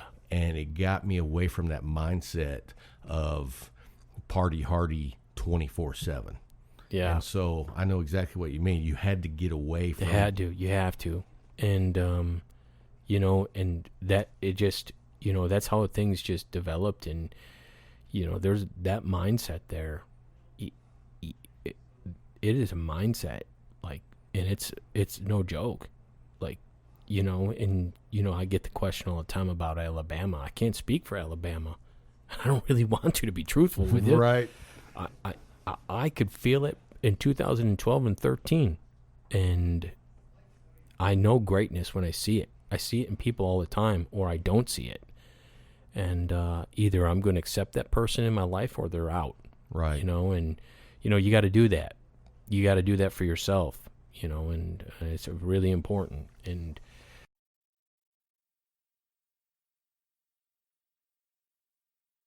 so you get to Clemson, and, I mean, is it a whole different culture there versus where you had been in the past? oh yeah, man, right off the bat, you know, I started there and it was June, and man, this is my favorite because this sets the tone. This is what they're doing right now at Clemson. They're like, hey, we're gonna, you know, we have these all-in meetings, and literally it's program installation. It's the culture. Most organizations don't do this. Like, he locks the doors, shuts everybody out. This is how I want the program run from front to back. Starts with, I mean, the very first page is attitude of gratitude and humility. Wow. And he sets the tone. He said, you don't have to be here. If you're in this room, I chose you to be here, you know? Yeah, and that is building relationship with his guys. Yeah. Because I want you here. Yeah. And I picked you. And so you're not just here because you got a job. Yeah. And he says this, man, this is my favorite. This is my, and when I'm going to be a head coach. So it's just a matter of time, God's timing. And this is what I'm always going to do. I don't hire great coaches, good coaches. I hire great men. I like it. I was like, holy shit. And I'm like, I'm a good man. Hey, and that was validation. Yeah. So, And I mean, who doesn't need validation? yeah. So when he said that, I was like, okay, I'm feeling this. Like, and truthfully, I felt really good because, I mean, my God, this guy can hire anybody in the country and bring him in, and he chooses me. I mean, I will forever be grateful. I mean, I will always be a Clemson Tiger. And I'm just so thankful for that experience. And, you know, and he told me that when I was leaving to come to Abilene. He's like, you're always going to be a Clemson Tiger. Yes, sir. You know? But, man, I'll tell you, that setting the tone, that culture setting of, like, here's how this is going to be ran. There ain't going to be any backstabbing behind the back. There's not. If you got a wife, there is no, and I love this, I don't want to hear any gossip. I can let you go for gossiping or your wife being out of control for gossiping. I was like, say what? Can we get that in another manual anywhere in business? Right. Because he's like, listen, your families, everybody, we're all connected. So you need to have a conversation with your wife or your significant other, and like you everybody toes the line. Like, we have to represent ourselves as one unit. This meeting, by the way, goes on for like a week. Wow. From the morning until the evening, you're locked into this room. the president comes in, the athletic director, and it's like they go through program installation from front to back. This is what I want it to look like. It is a book this big. Wow. Binder. Now, let me just tell you, he showed me with his hands. It's about 8 inches thick. Yeah, it's Wow. monstrous, man. And so what he does, the goal of that is to just here's what the expectation is. Here's the year calendar. Here's your days off. There's Now, I didn't think football coaches got days off. Oh, brother, we do, but it's far. It's not all the time, man. We put in a lot of time, so when we get it, we're thankful. Yeah, and I would imagine that there's a lot of downtime resting when you get that time off. Oh, there is. You know what I mean? It's not like you're like, oh, let's go here or go there. You're just like, oh, I just want to relax. But like we were just talking a minute off the air, you just never really can unplug because here's a reason why. You got 100+ kids to overlook. You're a parental figure. You're a surrogate parent. You just can't. Okay? One of these kids call you, you're answering the phone like it's your own. Right. And you have time up. Like yesterday, I'm on vacation. Yesterday, I go in and like with Brinley's my graphic designer, and we're like, hey man, I want to get some pictures. I'm on vacation, but you never really click off. You're just like, hey, yeah, I'll go in. Yeah, let's go in and meet real quick. It's not a big deal to me. I just think that that's the right thing to do. Right. So, but yeah, you don't really get time off. You think you do, but there's recruiting my phone. You're sitting down at nighttime and here comes the recruits, ding, ding, ding, ding, and you got to work. You can't just be like, okay, yeah, I get to turn this off. You never really get to. Have you met any of the kids here at ACU yet? Oh yeah, because I was here for spring ball. Oh, okay. Yeah, Cool. so it was, I got to go through it. They were excited, man, because they're a Clemson coach, and and championships. They're stoked out of their Did you minds. let them see the rings? Oh yeah, they freak out. Oh, yeah. I can only imagine, man. Because, Yeah. I mean, I haven't played football since high school. I loved football, but I'm not that player that could ever think about going to the next level, because you have to love, breathe it, eat Yeah. it all the time to want to take that next step. Yeah. And, I mean, especially when you're talking about kids that play ball that know there's no chance they're going pro. You know Yeah. what I mean? They're doing it because it's the love of the game. Yeah. And so for them to get to see a national championship, well, 2 national championship rings, Yeah. man, what a pleasure for those guys. It is. It's special, and and they all make me feel loved. You know what I mean? And I love them, and we literally say that to each other. Yeah. That's something that I've brought here, and that's the culture at Clemson is love. And we'll talk about their customer service strategy here in a second, but love is one of their strategies, and you have to love yourself, love what you do, but you have to love other people, even in the midst of hate and frustration. You still got to love. And that's a big deal, because some people don't know how to do that. And to be truthful with you, somewhat, I didn't know how to do it till I got there. I always had it in my heart to be a loving, person, but sometimes people are afraid of the word love. Oh, yeah. It's not the manly thing to say. But it is. yeah. Men want to feel love. And it's the damnedest thing that us men are just like, that's a little uncomfortable. In fact, the first time I told Adam Dorrell I loved him, I thought he was going to fall over in his chair, because that's how I'm used to talking. And now people are starting to say it. I got a text message from the O-line coach. He's like, "Hey man, I love you, brother." Nice. So it's starting to spread. And the D coordinator too, Clint Brown, told him too, "Hey man, be safe heading up there in Nebraska, man. I love you, brother." He's like, "Hey, I love you too." You know what? And I got to say this, from being a male perspective, when I say that to another guy, I do have to say brother. You know what I mean? Yeah. If I don't say the brother, it does feel a little awkward for me. Yeah. Well, that's the thing, but at least you say it, you know? Well, I'll tell you what, what you're talking about as far as a community in the athletic realm, we talk about it a lot as in the cigar community. And nowhere on the planet of Earth do I know where men from all different walks of life, all different economic backgrounds, whether you're, sweeping streets or you're a lawyer, can you come to a place of community and be respectful and be able to sit down and talk about whatever. Yeah. That's what a cigar shop or lounge offers that I don't know where you can get that anywhere else. Yeah, yeah. And so, Well, I would add to that, because at football games is a thing. If you think of all the hate that goes on in the world, on a Saturday, you get to set all that aside and cheer for your team. right. And so it's the same concept. It's just a larger scale, but you're exactly right. We don't, if you really think about the synergy some places provide, like here at the Leaf, I mean, it's a great place to just come and talk. And And you never know who you're going to meet. no, exactly. And that's special, and, community is everything. I really believe in it. And I just hope that, and I hope and I do pray that this world gets back to it a little more, as we were talking off air a second ago there, that just this world could use a lot more relationship building. Oh, absolutely. Versus It's just division. Versus, it's all about me. It's all about me. But literally, do you know, the more community driven you are in serving your community and it serving you in return, the happier you are. Absolutely. And, I'll tell you this, I've told this story before, but we had a listener of the show that lived in San Diego, and his brother was actually stationed here in Abilene in the Air Force. And so he came out to visit, wanted to hang out with me and Bryant and smoke a couple stogies. And while he was here, he was like, man, I've been thinking about moving here.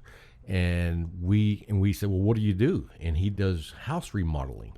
And he's fantastic. Skill set, unbelievable. But we introduced him to somebody else here at the Leaf. That day, bam, he has a job. He moved out here the week later. Where else can you go with that kind of community that just says, hey, man, you're part of our family? Come on. That's exactly. And that's, we're going to talk how coming here to Abilene, how that took place. But, yeah, man, that's exactly right. Community opens the doors. Because you have relationships. Yes, but if you're closed-minded and you're stuck on your phone, that's not real relationships, by the way, people. It has to be live. Right. And you can't pick up certain key things if you're not live in person. You can't. Right. You can get to know someone a little bit over the phone or internet or whatever, but if you really want to get to know with someone, you got to hang out with them. You got to. You know what I mean? Because that's when you get to know someone. And I'm studying this right now. I'm reading a book called Body Language. And that's it right there. You can't read body language through FaceTime. True. You can see the eyes and stuff like that, which is important, but it's the rest of the body. Yeah. You can send off signals. So do you do FaceTime? I do. See, I'm too old for FaceTime. So, yeah, I'll get it from the recruits. Yeah. Oh, okay. That makes sense. Well, that's really good because it's the best thing, because I'm not going to be in Oklahoma or Louisiana or somewhere else in Texas, so it's good that and you're happy to see them. And Right. most of the time you get to see their mom and they get to see your face. So it's good, but it's not the telltale. I have a brother that I believe is 36. I'm 50, and he's all about FaceTime. We bring the nephews down every summer to have a cousin camp, and I think his son is fixing to be 6. And every night they're FaceTiming, and that's so foreign to me because I didn't grow up in that era. You know what I mean? Yeah. I barely text. I'm more of a, hey, pick up the phone and call. And my brother, who FaceTimes, but he's also like the text genius or whatever you'd call it, because he'll send me a text and I'll be like, oh, I'll just call him. And then he doesn't answer. Drives me crazy. Oh, yeah. I'm like, I know you're there. Yeah. I've already adopted that because, man, people don't want to talk on the phone anymore. Yeah, it's a new era. It's a new era, and even my mom didn't even FaceTime or do Facebook, and now she's on Facebook, and she sends me more stuff. I'm like, you're worse than I'm not getting Facebook. Right. Now she's on it, and you can't stop her. Right. And now that's how she communicates. Wow. She don't even call me anymore. 2019. Yeah. Okay, so you're at Clemson. Tell us about the experience of going to the championship game. Not just winning it, but actually, you're going. You got a shot. Well, before I get to that, my first experience, which will Maybe your first game. Yeah, man. So the first one, I think we were playing somebody. I mean, it was a lower level of FBS mid-major team, Georgia Southern or something like that. And I already knew. I mean, the place holds basically 90,000 people. Wow. So you're just like, you know, you're looking up, and I've been working out there. You know what I mean? And you see these giant walls, and you run the stadiums, and you're like, this place is pretty big, you know? But, man, there's something different. When it's full. When it's full. But that's the thing is, it was, all their games pretty much sell out. But it was like, I was like, okay, this is cool. But they had me in the press box charting the defense. And so Venables makes a call, and I'd chart the defense and spit it back. And meaning spit it back is after every sequence of defense, he's like, give it to me. What'd they do? You spit what they do offense, you spit what you do defense, you put it together. And he's down on the ground talking to the guys saying, hey, they did this, just so you can understand kind of what I did. You're the eyes above, seeing all the details. Yep. And I got to give it back to him so he can like, hey, they got us on this one. You know, here's the reason why. Gotcha. Let's get it corrected. You know, that stuff. Important stuff.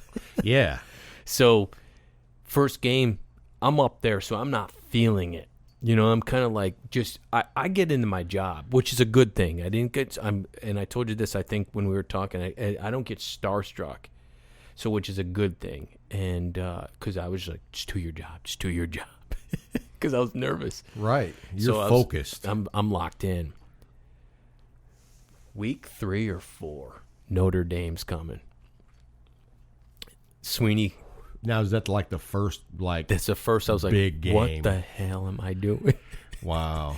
Sweeney, he was messing with me. He just used to always mess with me. He grabs me one day and he says, hey, I don't know if we can compete with that large incarnate word crowd. I was like, huh? And he's like, yeah. He's like, you know, I know you're used to a packed house and stuff. He's like, this is going to be. He knew because it was game day. Yeah. And when it's game day, there's over a million. No, put this in. A lot of people don't know this. There's only a couple stoplights in Clemson. Really? Abilene is, if you just took Abilene Christian, just the university, that's the town. No kidding. It's that small. So Clemson that's the town. That's the town. Wow. I mean, it's not that big. And so imagine, and I think the population is like 10,000 people. And the student population is 17,000 people. So when school's not in, it's a ghost town. Wow. So when there's a game, put your mind around this. There's 1 million people coming in. No kidding. Yeah. I mean, it is unbelievable. It's an amazing experience. Never experienced anything like that. Probably never will. So he tells me, hey, you're in for a special one because this is different. And I'm like, okay. I'm like, okay. You know?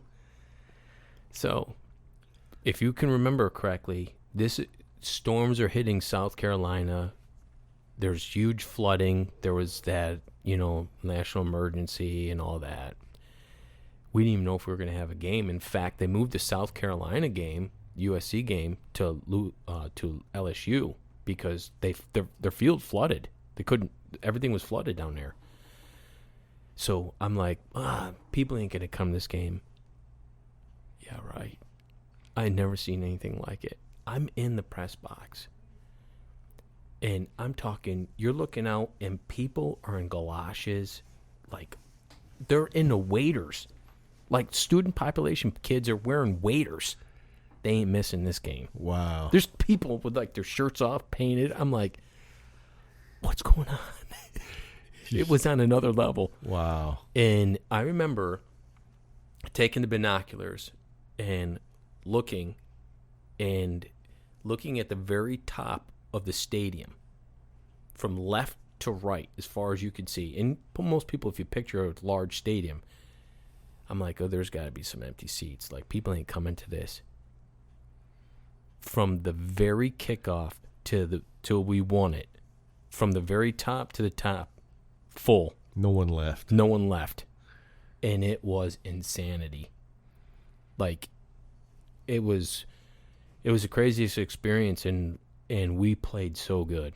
And to be able to beat Notre Dame, like, that was just like it was so cool. Because I can't even imagine. That's how I knew we were special. Because, like, Coach Sweeney probably does one of the best jobs of keeping everybody locked in, and not being caught in tomorrow or the next day, maximizing the moment. And, just do the best you can right now. Do your best right now. And it's all over the place there. Best is the standard. And it ain't mediocrity. He said, I'm not putting up on the wall. Mediocrity is okay. Complacency is okay. Your best is required. No matter what we're doing. Practice. If, like I told you earlier, if I'm drawing cards, scout cards, I don't want you to just draw something to just like pencil whip this thing. I want it run. You just put your best effort into it. That makes me want to ask. I mean, is that all the way down to like what the athletes eat? Yeah. You know what I mean? Yeah.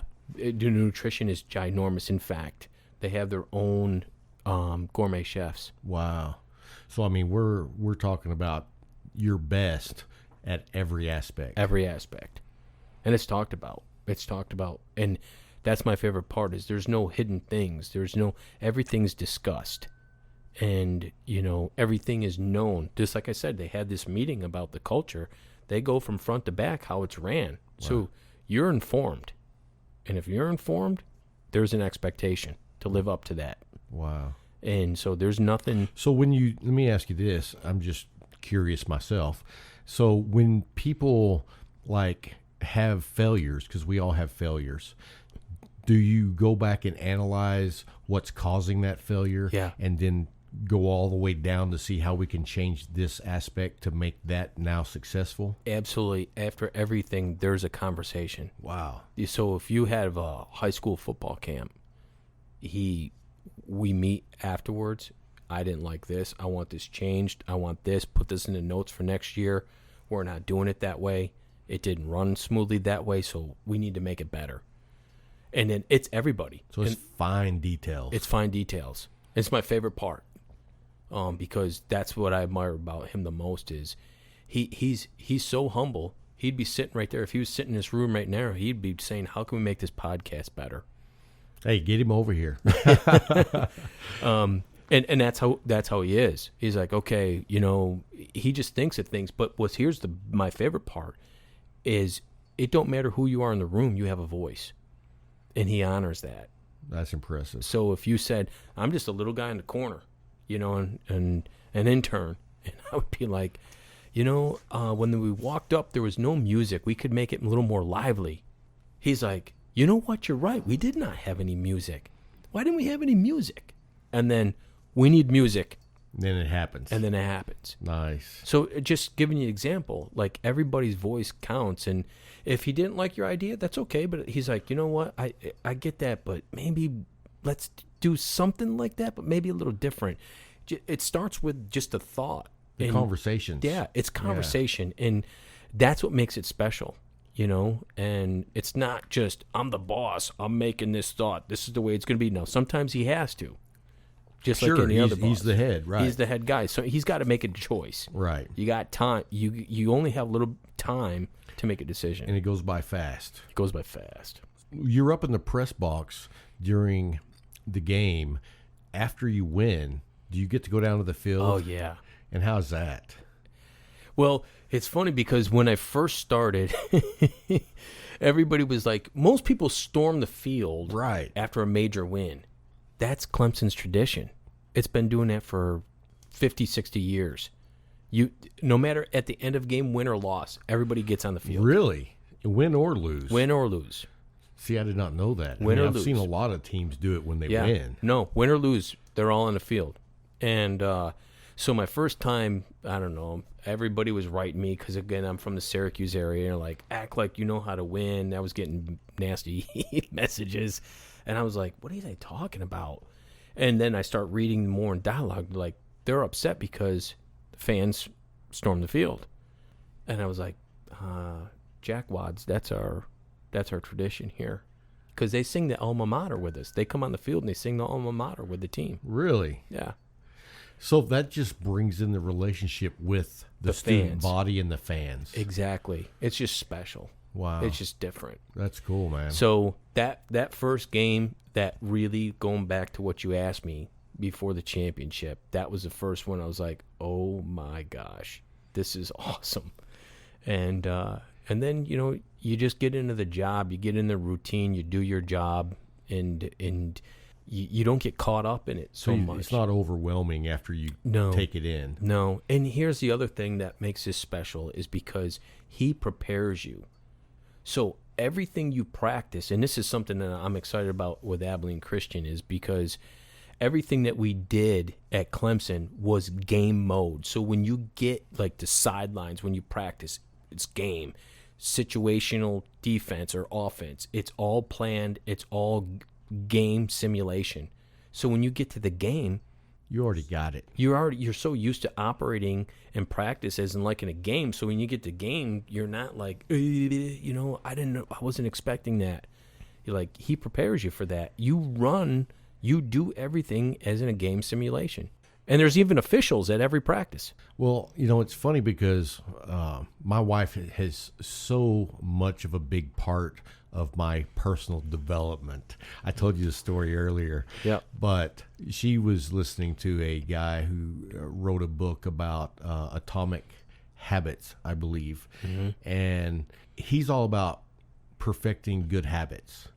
It's not about the goal. Because if you do good habits every day, you'll get to the goals. But when you just do the goal, even if you make the goal, then what happened to the habits that you did to get there? When you accomplish your goal, now we don't have to do that anymore. No, it's about perfecting a habit every day. Absolutely. So that you become that, and success will come with that. 100%. So it sounds like that's what you guys did. Exactly. And actually, and sometimes here at Abilene, we talk like that because, what championship. This is going to sound crazy to most people that are listening to this. We never talked about championships. Never. Wow. Never. We never. In fact, if you look at the team goals in Clemson, there's nothing on there that says win a championship. It was about being your best. It was like win the opener. Small intermediate goals. And if you do all like these intermediate goals, you should have a chance at being special. Right. He never said win it. He said, I'm not going to be defined by a championship. I want to be defined on how I raise good men. It's different, man. That's different. And that's true success. That's true success. If I do it's the same thing you're saying right here. If I do all these little things right now, it should lead to something special. Right. And so he would say, hey, it's okay to have a goal. So here's our goals. What's your commitment, daily commitment to that goal? Right. Or your habits, as you pointed out. And if you're committed and you're doing those things and you're all in, as he said, we're going to be just fine. Even if you would have not won the championship, you were still successful because the program was doing what it intended to do. This is a true story. When he went into the board of directors meeting, he was young. He was underneath 40. And I love when he tells his story. They were just like the board of directors and the board of trustees are in the room, and they're all telling him, hey, we want you to be like the Michigans, the Ohio State, the Texas. And he's listening to everybody say this, and he just can't keep his mouth shut. He says, I'm sorry, I have a different vision for the program. And they're probably saying to themselves at the point, who the hell did we hire as our head coach? He hadn't even been a coordinator. He was a position coach. Wow. And that's what I'm excited about, because I'm not interested in becoming a coordinator. I want to be a head coach. Right. And you do not have to be a coordinator to be a head coach. And he's proof of that. It's different because athletic directors will want to hire a coordinator. You don't have to be a coordinator to be one hell of a leader. It's wrong. It's right. Half the time, take a look at how well these coordinators work out. They're ball coaches, but they're not great leaders. Well, some of the best coaches are not the best coordinators. Bingo. They're the best coaches to lead men, to lead athletes, to lead other coaches. Now, if you take a great leader and give him a great coordinator, man, you got special. Right. And that's Sweeney. He's always seen that. So I forget my point I was trying to make here. But so he always is trying to morph everybody into, here's where we're going, here's the vision, let's everybody go in this line. And he's just so good at it, and I love that because, nowadays, you get people that just have their own ideology of championships and what it should look like, and not always do you, not always should you be caught in it. He always says, bloom where your feet are planted. Just be the best in your moment. And those things are huge. And I think it sets a tone, and you don't get too far ahead of yourself. And without that, I don't think we would win the championships that we won, because you're going to fail. You're not going to win everything. And to be able to talk about those failures, I heard, as I'm saying it, Taj Boyd he did a leadership thing yesterday for, it looked like the fire department. I sent him a text message. I thought it was great. He's doing the same thing I am, like right here. He's like, listen, man, you're going to have failure, but it's not fatal. So it's an opportunity to grow. Yeah, that's your best learning opportunity. Yeah, exactly. When you see what you did during your failure, that's where you can grow. Yeah. I mean, if you look at just your wins, what are you learning? I mean, yeah, there's stuff to learn there, but when you look at your failures, now you know what we can work on. Yeah. And nowadays, that's what everybody gravitates to, the failure of it, and they get down on themselves, or leaders get down on their people, and it's really an opportunity to elevate. And it's perception. How do you perceive, what happened? And if you look at it like, I failed, and you go in the toilet, we're in a lot of trouble. You know, you need to be able to look at it and be like, yeah. And that's just like that year Pitt beat us, that first championship. It was like we could have, Taj talked about it last night. You could very easily just, what happened, and have your head down. That's not who Sweeney is. You could let that destroy a whole program. But I'm telling you, he lit a fire. He came in, and not a bad, and like got into us. He was like, okay, you know what? Here's what we did. And you just kind of self-evaluate. We looked at ourselves. We were like, it was a wake-up call, and everybody needs it. Oh, absolutely. And I'm going to just go with the Cowboys for a minute. I don't know if you saw the L.A. Rams and the Cowboy playoff game last year. Yep. But, the Cowboys' defense was just dominating all season, and the Rams ran up over 250 yards rushing against the Cowboys in the playoffs and beat us. Mm-hmm. Because now you got to look at that failure and say, how do you get better? We dominated all season, and they found the weak link and just tore us up with it. So you've really got to dive into that failure so that you can get better. And you always got to change things up. Yeah. And that's the one thing that, what I love about Venables is, like, the guy is, he's going to be tough for you to like get a beat on that defense, because he ain't keeping it the same. And I love that about him. I love learning that underneath him, because, he will take a look at himself before going forward and be like, if I was an offense, here's where we're weak. Right. And he's like, we're changing it from week to week. Yeah, and that's something that the Cowboys didn't do, unfortunately. Everybody knows I'm a Cowboys fan. God bless his soul. As soon as people, you get stagnant. Oh, this is who we are. Right. That's when you're in trouble. Right. Don't. And I learned this as well, is if you live with limits, you're going to get limited results. Well, when you say this is who we are, then someone's going to take it to you, well, this is what you're not. Mm-hmm. So now I know exactly how to go against it. And what I'm very proud of, and this is more than the championships, is I look at the whole body of work. Even when we did lose, no one beat the pants off us, because we were so competitive. And that's what you want to be. You want to be like, at the end of it all, you want everybody like, holy crap, that team is, you better strap up when you play these guys. And that's what it was. And to answer your question, going to the championship, because this is so fun because they just get off tangent and I just love it. But getting to that first championship was like. Now, where was the game? So the game was in Arizona. Okay. And it was, man, and we had them. I should have 3 national championships. Oh. Because, man, we were taking it to them, and they knew it. And we had them beat. We had them beat.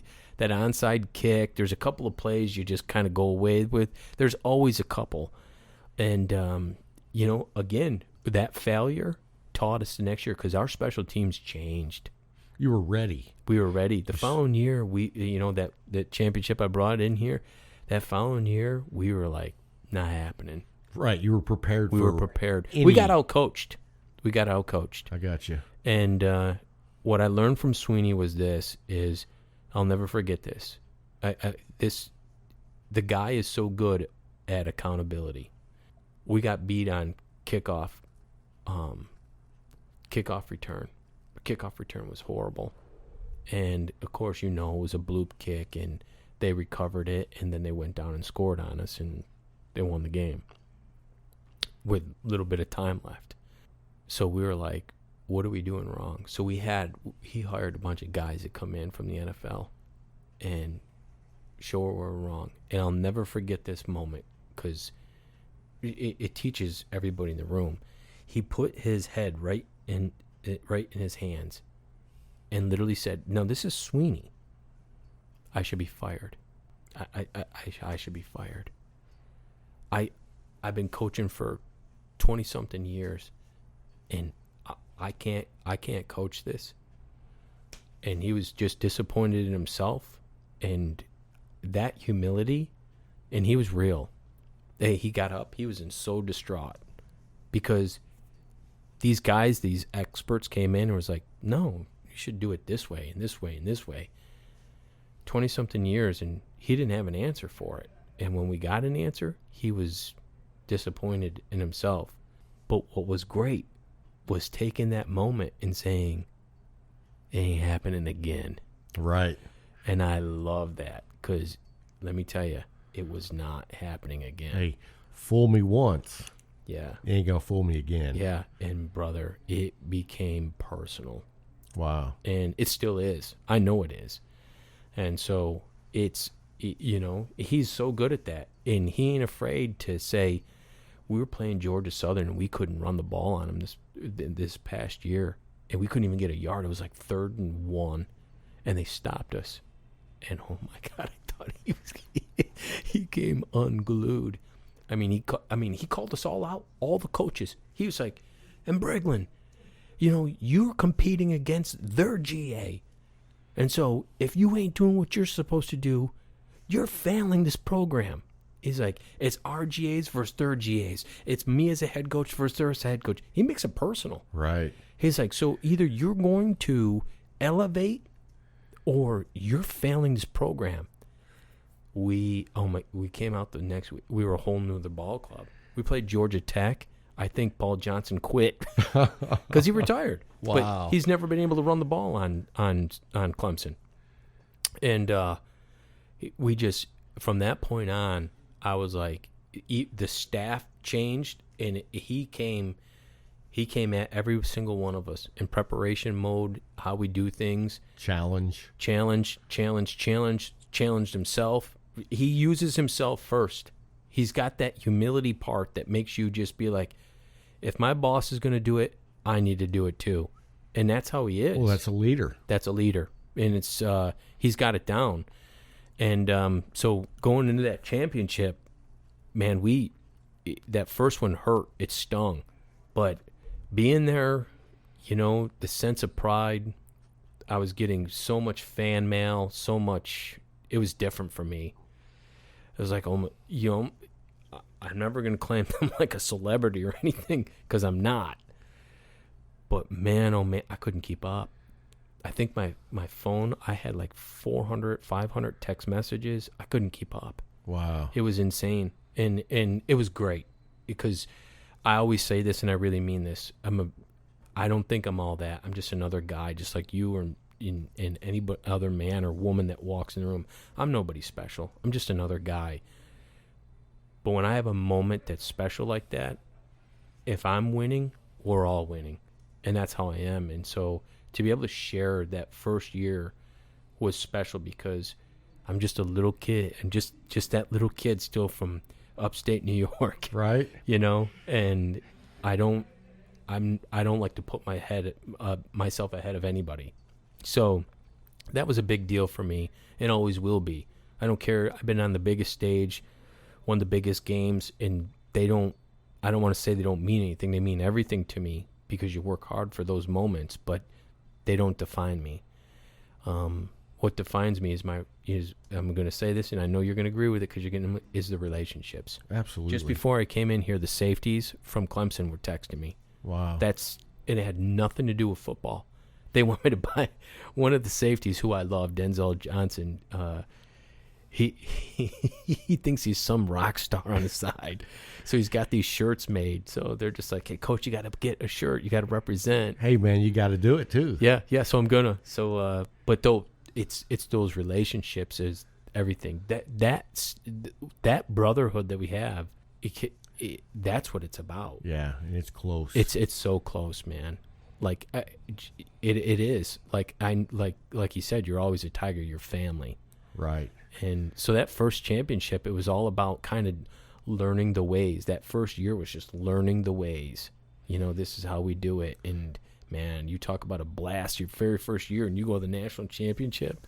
I mean, arguably 4 years. I've been 3 national championships. 3 in 4 years. That's I should be a crazy. 3-time. I'm telling you. Well, and tell me what it was like when you won the first championship. I mean, after the game, was it just crazy? So Coach Sweeney's big on numbers and these little winks from God. So Deshaun throws the winning touchdown in the last. This is really cool. The last seconds of the game. I mean, we go down, and this is true. Like, Deshaun very rarely said much. He was a silent leader, led with his actions, but when he spoke, it was big. So there's less than a minute, or there's just less than 2 minutes, minute 30 or something on the clock. Forgive my ignorance for not knowing, but I'm not an offensive guy. And they score on us, and they kick the ball to us, and Sweeney's like, okay, whatever he's saying to Deshaun, and Deshaun literally says, let's go be legendary.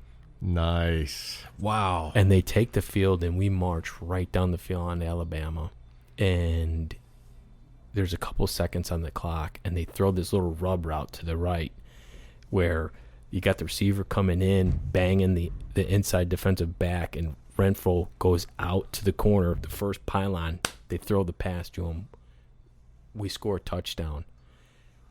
I'm telling you now, I fell to my knees, started crying right on point. Me and Tyler Grisham, we're hugging on the floor. Wow. And just tears, because there's no moment you can ever put. I just basically won the Super Bowl. Yeah. And huge. And here's the thing, though. So we win that, but we got to kick off. How much time is left? 4 seconds. So now you don't want any dumb things happening. We don't want anything dumb. Now, here's the thing. We go out to kick the ball off. And I'm like, and now Venables, you need to understand Venables. I'm going to try to explain this cat. Love him. He will coach right to the end. He ain't coming out of coaching mode.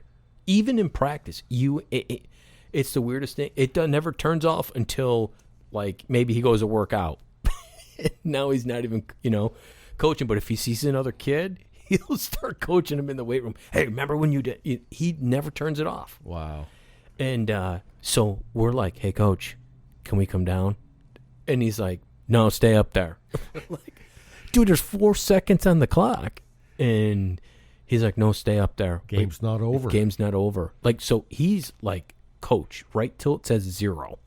Before that, we beat Ohio State. It was 35-0. We're like, Coach, can we come down? No. We're like, dude, please. We beat him.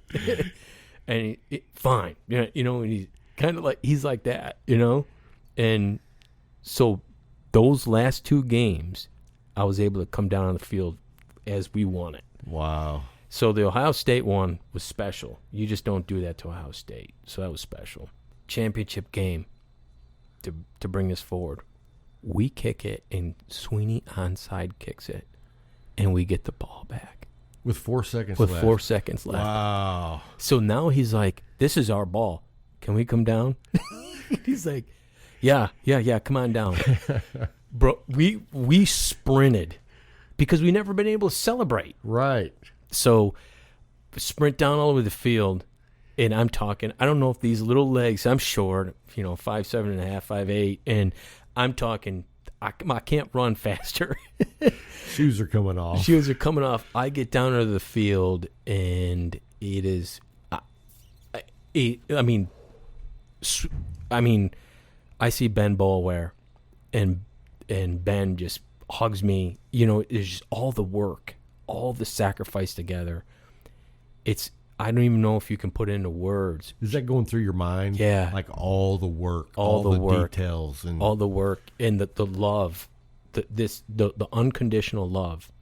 I mean, even to the trainers, even to the girls with the water bottles, everybody's just loving it up. You've been paying the price since, and the interesting thing is, even like before camp, like currently here at Abilene, for example, you're trying to win the championship in spring ball, and then you report to OTAs, and you got summer workouts. That's when the championships are built. So you're going through, these girls have been giving these guys water bottles forever. So you're loving them too. And it's just, everybody's in this amazing moment. But still, you got a couple seconds on the clock. They're challenging the onside kick. Everybody's on pins and needles, and you're seconds away. Just let it be true. Let it be true. And, man, that thing, I can feel it here. yeah. That thing hit 0, and I'm just a little kid all over again. I'm just a small-town kid from upstate New York who Just won the national championship. Just won the championship, and I got nothing but thank you to God. He made this happen, and I'm carrying everybody with me. And I celebrate the victory, and I tell everybody, and I mean this, even back home, like, if I won, you won.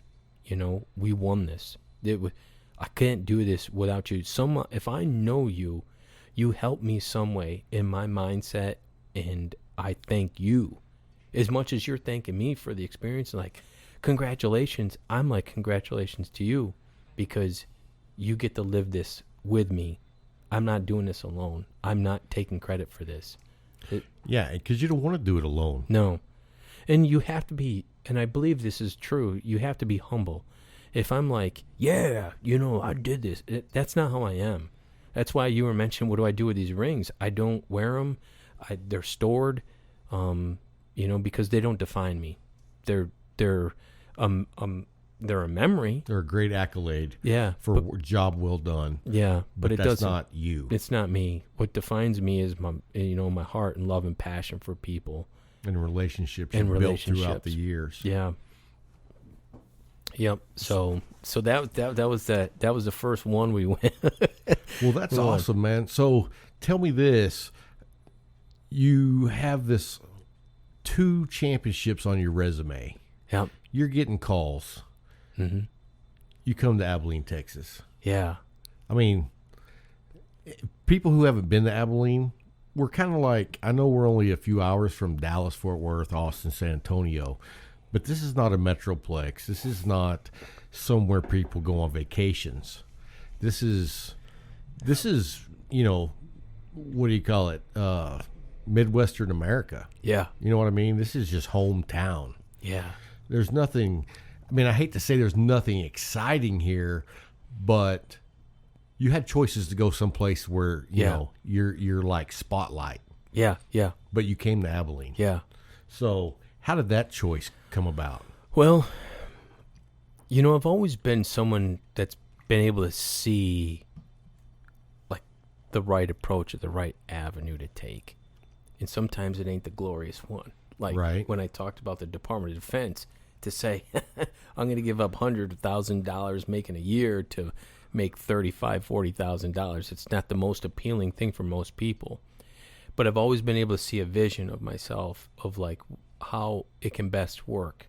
And I see myself somewhere here becoming a head coach. I think God put me with Sweeney to learn how it's done. No doubt about it. And I've got the blueprint on how to do it. It's just getting the opportunity.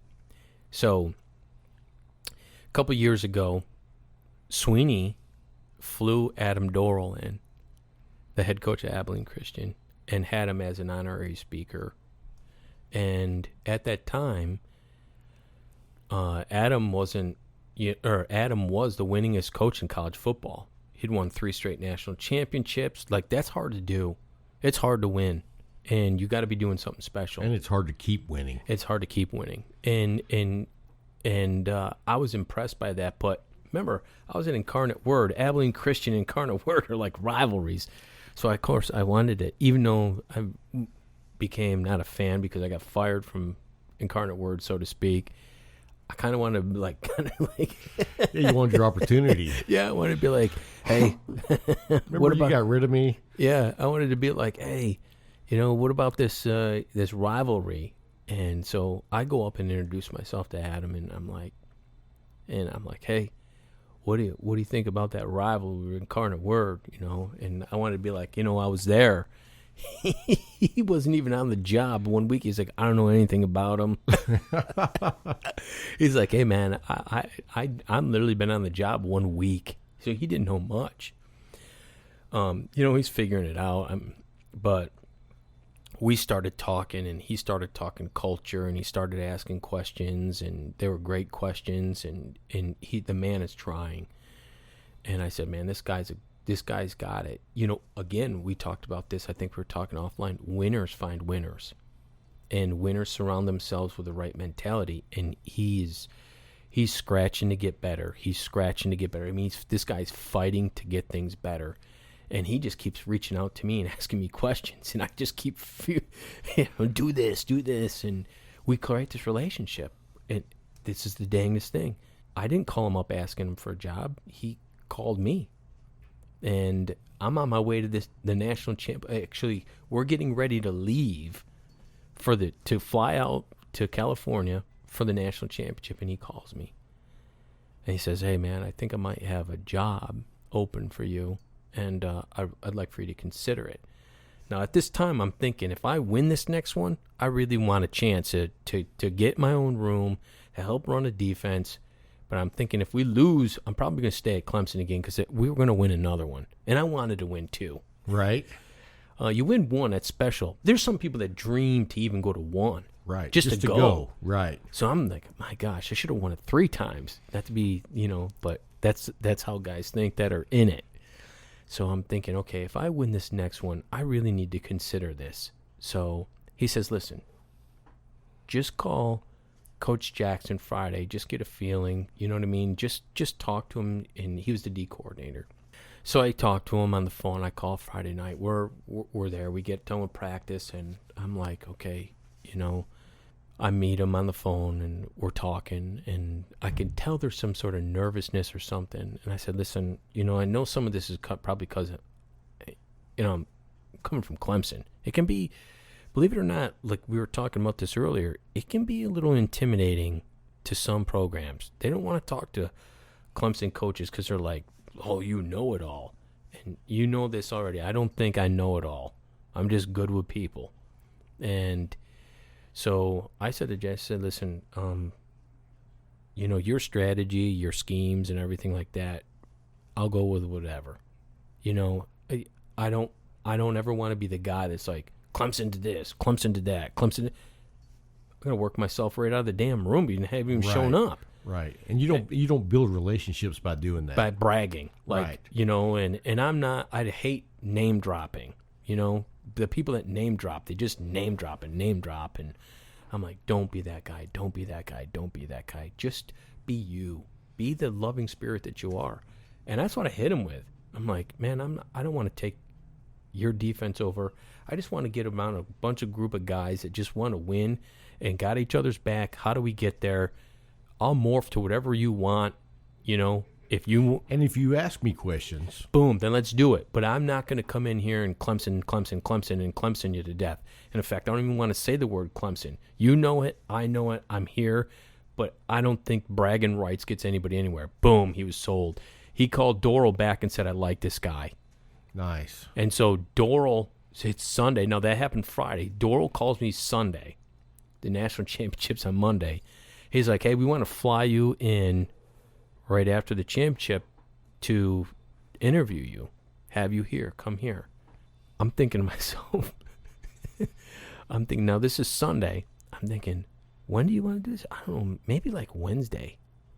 And I tell Dora, I'm like, Coach, listen, with all due respect, we win this thing. I want to celebrate. Like, we get back Tuesday, and then we got official visit weekend 1. We got the banquet, and we got the parade. I don't want to miss those things. So he's like, I'm worried, like, am I going to work my way out of a job here if I say this? Right. But then I'm like, I'm being real here. If you got to be who you are. Yeah, put yourself in my shoes. If you win the national championship and you got a chance to finally celebrate with all your people, then that's a big deal. Right. And so I was praying, and I'm like, please don't say the wrong thing and piss him off. And, I just told him heart to heart. I said, just talk from your heart. And I said, Coach, I got this opportunity to celebrate, and I'm not sure if I'll ever get this opportunity again. I'd like to be at the parade. I'd like to be at the banquet. And he was like, Briggs, you know what? You're right. Do that, and then right after, let's fly you here. I said, really? And he said, yeah. I said, okay, let's plan it. Man, it was great. Went through the whole celebration. I flew out here, and what impressed me the most about him, where I was like, I think this is going to work, is, I got engaged, and to Lauren. Cherry and her dad was a very successful high school coach here for years in West Texas. Was kind of here's the West Texas connection. So I was like, this is kind of God saying to me, kind of like going to Clemson. Like, okay, there's this woman. We've been together for a couple years now. Where I asked her to marry me after the ACC championship. She said yes in Charlotte. And I'm like, oh my gosh. She's in Texas, in Fort Worth. Like, just right up the road. Right up the road. Her father was a West Texas coach. Like, things started to make sense. A really great coach. Yeah. And I'm like, this is God talking to me. And I just was like, it's the same thing. Step out on faith. I've been praying about it, and I said to her, here's what's happening. What do you think? And she's like, come home. Wow. And I was like, what? And she says, yeah. So this is what made it special is Doral. I told Doral, I said, hey, I'm engaged to get married. She's in Fort Worth. And if we're going to be together and be in Abilene, I'd like for her to see what this is supposed to look like. And she has a son who's special needs, and he's autistic. So there's some things like I need to know. And he said, I'll tell you what. Flying to Fort Worth will change your flight. Don't fly into Abilene. Fly into DFW. Pick her up and bring her with you. Nice. Now, that don't happen unless... That's family. That's family. Bingo. So I said, this guy's got it. So a lot of people would say, why Abilene? I get it. I love that question. And that's the reason why. You have to go. Like, Woody McCorvey told me this before I even flew out, which is he was Sweeney's mentor at Alabama. He was the wide receivers coach, offensive coordinator for Alabama back when they won it. He said to me, hey, you want longevity in this business? Work for good men. He said, if you go because, like... The money. Yeah, the money. You go to Alabama, I'll want to kill Nick Saban because he's... First of all, I don't like Alabama, but but I respect him. But, you everybody knows his style, and it's very business savvy. And he's trying. I think the guy's trying to realize he's gotten to change it because he knows Clemson doing something different. He's got to morph or he's going to lose. Gotcha. I do believe that. maybe you don't lose the game always, but he's going to lose in the long run because it's not about life, and we've talked about that. So, you're right. I don't want to go and just work for people for a bunch of money. I always believe in if you do it the right way, all the money will come. And money sometimes ain't everything. It doesn't have to come in the form of money or dollars or bank account. Money is quality of life and quality of living and being and having a sense of feeling good about who you are and the people you surround yourself with. I place a high value on that. I ain't making money as an FBS coach, but if you ask me my living condition and my sense of health, mind, body, and spirit, I'm rich. And some people don't agree with that. Some people are locked into dollars and stuff, but that's not me. It's never going to be me. And I know that. Well, and I'm with you on that too, because if you value just the money part, what happens when you lose all the money? Bingo. You got nothing. Right. And everything that you put into is gone. And I mean, how many millionaires have you read about or seen that lost it all? And they got it back. It wasn't because it was about the money. It was because of who they were and how they got there in the first place. Yep. And they go back to their roots and find their way back. Right. And so that was it. That was for me. I had to make a decision that was good for me. And man, when he said pick her up and bring her, I said, wow, okay, this is going to be great. So when we got here, it was just boom, boom, boom, right in line. Did the interview, and he was like, we want you. I said, okay, so how does this work? It was crazy. He was like, he called me. This is no joke. It was a Monday or Tuesday. Actually, I didn't hear back from him, which is weird because Tremaine Jackson left and went to Texas State. And I'm wondering, okay, so the D coordinator leaves, and I'm like, I'm reading this because everybody gets, if you're in the coaching world, you get hit with every movement in the world. Right. So I'm like, oh no, what does this mean for me? I'm like, well, here we go. This is a done deal, being negative. And so I don't hear anything from Doyle, and I'm like, man, I blew him away in the interview. Like, something's up. And he told me, he said, this is more of a formality. We just wanted to bring you in. You don't fly someone all the way here, and you're not interested. So I was like, I got a chance, but this is weird. Why didn't they call me back? Now, the interview happened on a Wednesday. Thursday goes by, Friday goes by, Saturday goes by, Sunday goes by. I'm like, something's up, because in the coaching world, it moves fast. So I call him Monday night. I'm like, Coach, hope everything's good. I just haven't heard from you. Where everything stands. Not to put any pressure on you. Maybe this isn't going to work or something. And if not, it's okay if you tell me. I'm good with it, or you move forward. Whatever you want to do, I'm okay. I just wanted to let you know that I'm following up with you. It's been a couple of days. He calls me like a couple hours later. And he tells me, you're not going to believe this. Jackson leaves. I got to hire a D coordinator.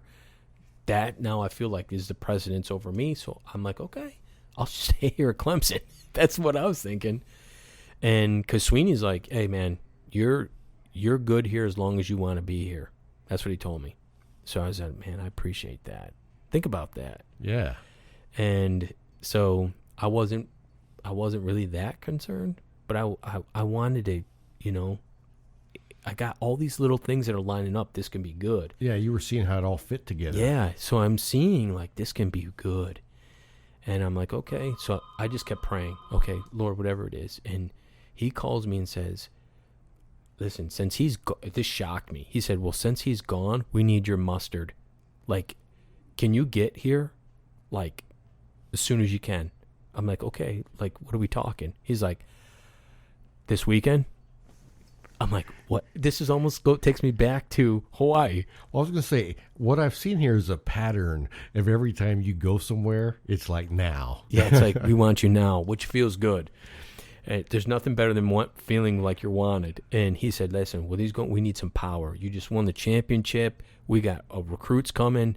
He's got to offset that loss. Right. I said, okay, what are you thinking? Well, can you be here Friday? I'm like, Okay, yeah, but how am I can I fly back, pack up all my stuff?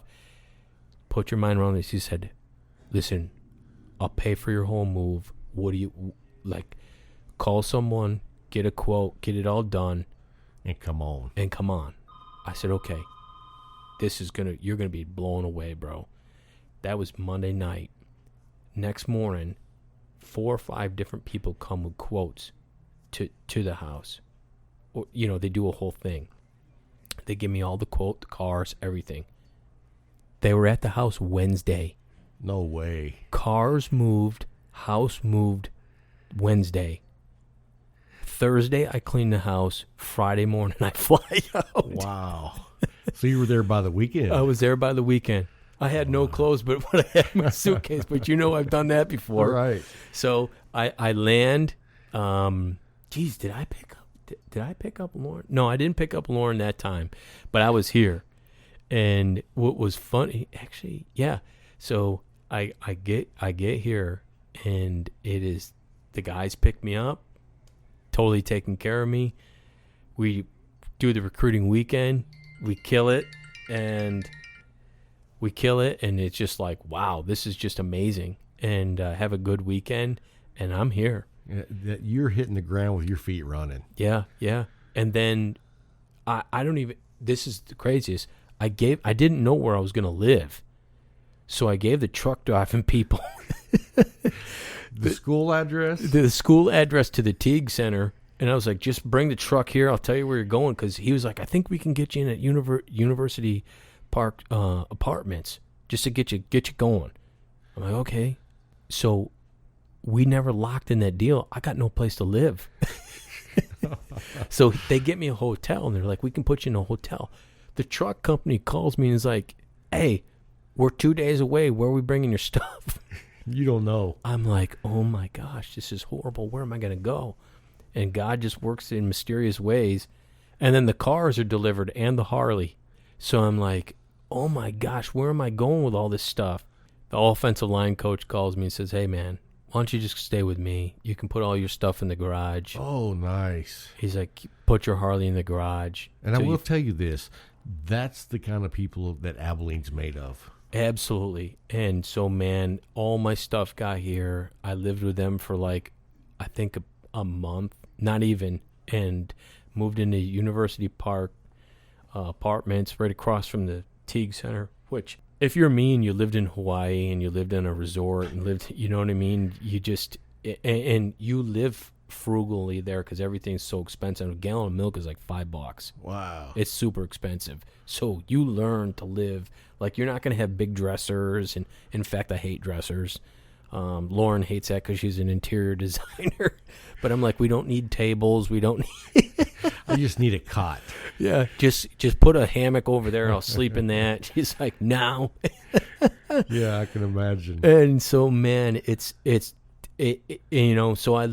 like, just, if I swear to you, an ex-military guy, I remember sleeping on a tank on the ground. It doesn't take me much. I'll sleep in a tent, and that probably scare the hell out of her hearing that. But it's true. So I was like, oh, I got an apartment, and got settled in, and man, everything took off. It was like spring ball, boom, and then spring ball's over, OTAs, boom, and they hired a D coordinator, and here's what we're doing, boom, and it's just been hit the ground running. And I mean, it's a little bit of it is for sure a culture shock. You know? And totally different. Yeah, and I've had my ups and downs, and and Coach Dorrell's great because he's like, "Hey man, how you doing?" And I'm like, "I'm not doing so good." I'm just transparent with him, and he's been great because there's a going back to Clemson, there's a straight strategic customer service there, and Sweeney says it: love, care, and serve. Those, if you asked anybody there, what's the backbone of the program? Nothing to do with football. Love, care, and serve. That's it.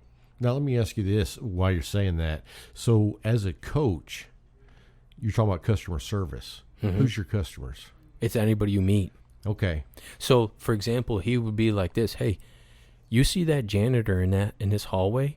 You better be loving that person, and you better care and serve them just like you would anybody else. See, I love that philosophy because I look at it as, And you guys have taken it a step further. But like they got rings too, by the way. Really? Yeah. Wow, that's awesome, man. The bus drivers, the police that escort us, rings. Wow. And you know what? And this is, I'm excited. I'm get a little nervous sometimes because I'm still figuring things out. Again, I was there almost 5 years, 4+ years, and I haven't met the president here. There, I knew the president. In fact, I'll text him. Who the heck does that? Right. That's how connected we are. The president's son works for Sweeney, and I still call him. And hey, Ty, how you doing? And he'll just like that. Hey, coach, what's up? What can I help you with? And it all comes down to the love, care, and serve. Bingo. And so from the very leadership there as the president, all the way down to the janitors, they all feel a part of something special. And everybody, and when you go, that's an amazing feat to build a community that big. It is, and we've been talking about a whole bunch of stuff, and my favorite thing is this: Sweeney believes in the president and everybody over there that's in some sort of leadership role, which is everybody. Everybody there is a leader in some way, and he talks about that. But if you want to influence the world and you want to influence people, you work from the inside out. You take care of your people, your nucleus of people, and you'll impact other people. And it's like a fist, it's like a fist. It's tight together. You stay tight together with your group. And if you're not so spread out trying to impress everybody, you'll be rock solid like a fist. Yeah. And it's important. That's just an analogy to use, but it's very true. And so I'm praying that that's the case here at Abilene. And I feel like, the athletic director, Alan Ward he's that guy. I get that sense, Adam, I've got that sense from him, or else I wouldn't be here. I would not be here. I mean, I could have forced my way to Miami or Mac Brown. We've got great relationships with them. Syracuse, I was talked to about that.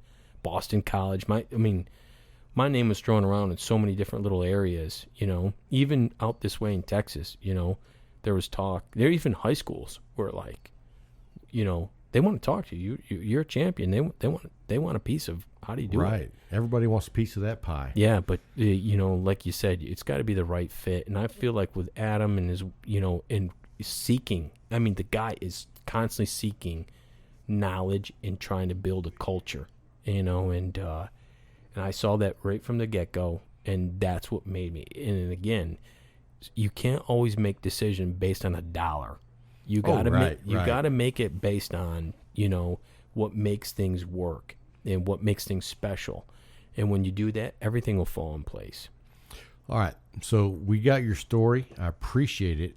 I'm going to put you on the spot now. Okay. Are you ready? Yeah. What do you think of when I say this name? Cliff Kingsbury. This might upset you, especially if you're a Tech fan. I wasn't always a fan because I think there's a lot of distraction. Yeah. I agree with that. And I don't know him. Yeah. So, but what I do know is there's a lot of distraction. And little too much fun. Yeah. And I don't know staff-wise who he's hired. I think it's a blessing that he's in the NFL. Ended up on his feet. Yeah. He's lucky because he didn't win. Right. In my opinion, he didn't win. No. And he's in the NFL. Well, God bless you, brother, because you got to. You're on it now. You got someplace where, because he was on the hot seat from as far as I know. Oh, yeah, absolutely. And so you're just thinking to yourself, well, hey, you got to give me, holy moly, you didn't win any Big 12 titles. Right. And, you're a good offensive-minded guy. You didn't come close. Yeah. But the thing that kind of bothered me about Cliff, but I don't blame him, was he accepted a job at USC as the offensive coordinator and then flips and heads there. I can't do that stuff. Yeah. That's not my. You got a commitment. I got once, and that I'm not totally judging him. It's just not what I would do. Right. It's not what I would do. And he went and jumped on the USC thing, and you think about the impact that has and what it On a doesn't have. whole program. Yeah, and for me, like, if someone asked me right now if I'd go to work for Nick Saban and make all that money, I wouldn't do it because I'm loyal to Sweeney. Right. Because integrity is the only thing I've got. Well, and I mean, let's look at what Nick Saban did. He flipped like that. Yeah. And, I mean, a lot of people... But you see where I don't want to say the word character, but the character comes into place. I don't want anyone to look at me and be like, this guy just will do this and this, and he'll flip-flop. I want people to be like, hey, that guy goes there because for the right reason. Right. And I think Kingsbury played it the way what was good for him, which is fine. It's just not my style. Well, let me just tell you, as a fan of Tech, you have to be a huge fan of Kingsbury back when he was quarterback. Yeah. And then he went into the NFL for a short stint. Then he started doing some coaching jobs. Coached under some really good coaches. Oh, yeah. Learned the system from Leach, who was a master at the system. And really out of everybody, and I think most Texas Tech fans would agree, we all feel like Leach got the short end of the stick. Oh, yeah, 100%. You know what I mean? Because he was the winningest coach we had ever had. Yeah. And then there was some, politics stuff going on. Oh, yeah. But it was a real shocker whenever I heard the announcement that the Cardinals had picked up. Shocked me, too. I was like, holy crap, how did that happen? It's actually funny because I just followed him yesterday. Oh, really? Kingsbury, because I can't remember. I got a thing from the Kingsbury fan page. They requested me. Oh, wow. So I click, and I'm reading through it, and I said, let me follow him just to see. And it's funny because even before I came in here, there's a picture of Kingsbury walking out to, like, the stadium. I just, you're just happy that, hey, he went there. But Tech fans, I'm with you when it comes to Leach, because the guy is smart. He's a weird guy. He's an oddball. But listen. But he's a great guy. He's a great guy, and he thinks outside the box, and I like that. He was the most exciting that we ever had because, we were very conservative before he got there, and we were just used to losing. Uh-huh. That's just what it was. Yeah. And now we've got a coach that's scoring 55 points a game, going for it at least 4 or 5 times on 4th down. And it might be 4th and 20. And he's going for it and getting the first down. We've never had anything like that. Yeah. We're hand the ball off, and lose. Yep. And so whenever Leach was there, man, people were excited. Oh, yeah. And when he left, people were very angry. Oh, yeah. And so... Well, this goes along with, like, what I said about Sweeney in this realm. Don't hire coaches. Hire good men. And I think Leach had some people around him that just, didn't do so well. Same thing with Art Briles. Yeah. You got to know who you're around. You got to know who's working for you. These guys that let their coordinators hire, I think that's wrong. I think you got to hire, because hear me out and tell me what you think. If I'm the head coach of a program, my name is over the top of everybody in that program. Whole system. So if I say to the coordinator, okay, you hire your guys. Well, what if that guy hires some guy that's not is a shady character? Right. That still reflects the head coach. Right. So if you're the head coach, you're like, no, I don't know that guy. I want to say who's going to work for me, because at the end of the day, it's my name. My name is all over it. All over it. So if the coordinator brings in someone you don't know anything about, and that guy's like, maybe he's got 2 DUIs, you don't know anything. Right. So now you let that dude come in, and he doesn't make good, conscious decisions. Those reflect you. And how do you know if he's a good fit? Bingo. You know what I mean? So because if you're a head coach, you have a philosophy. Mm-hmm. If you let other people hire all these coaches, assistant coaches, how do you know they fit into that philosophy? Yeah. You don't know. You have to know them. Yeah. So that's, to me, the Leaches, the Briles, the people that things have happened to them. You start to look at the background, and you're like, mm-hmm. That's where it fell. That's where it fell.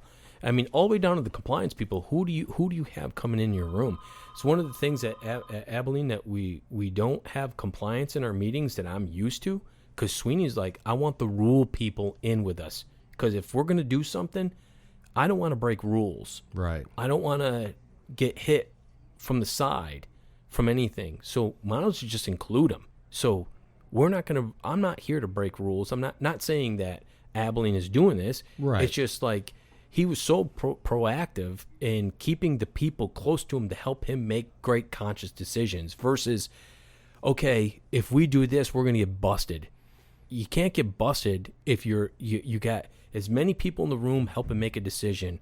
And how do you go wrong with having the people that make the rules in the same room with you? Because Right. if you say, hey, we're going to do A, B, and C, and they're like, oh, you can't, that's illegal.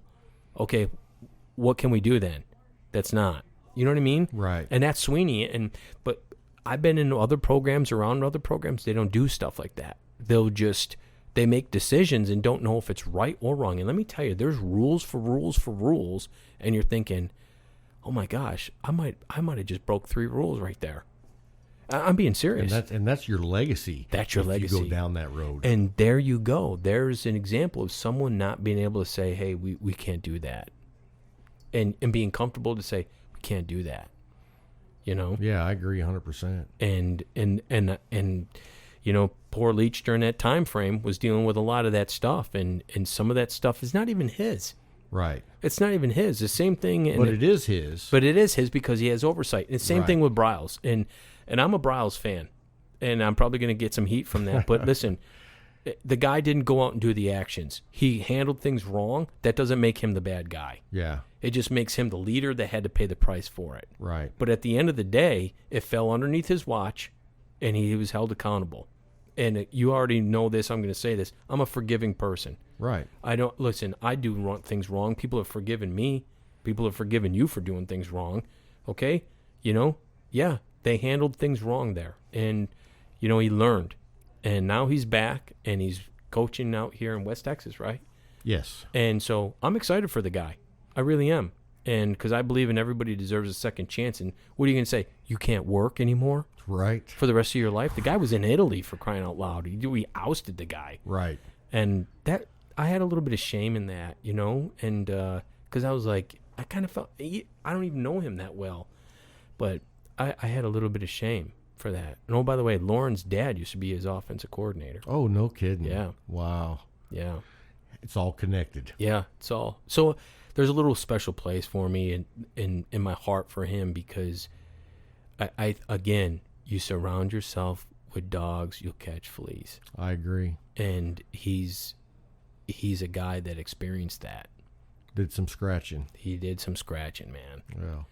Well, hey, man, I appreciate you coming on the show. Thank you so much, man. Yeah, you got it. We wish you the best luck. And if you ever need anything on our end, feel free to reach out anytime, brother. Yeah, you got it, man. Thank you. All This right, has been man. great. Take care.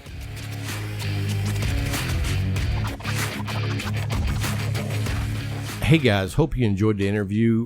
We loved having Mike on the show. He's just a solid dude. Man, I can't wait to see what he brings to the table in Abilene. And man, I know the kids are just going all crazy about having somebody who's got 2 national championship rings. But anyway, guys, have a great week, and we'll see you next time. Keep smoking.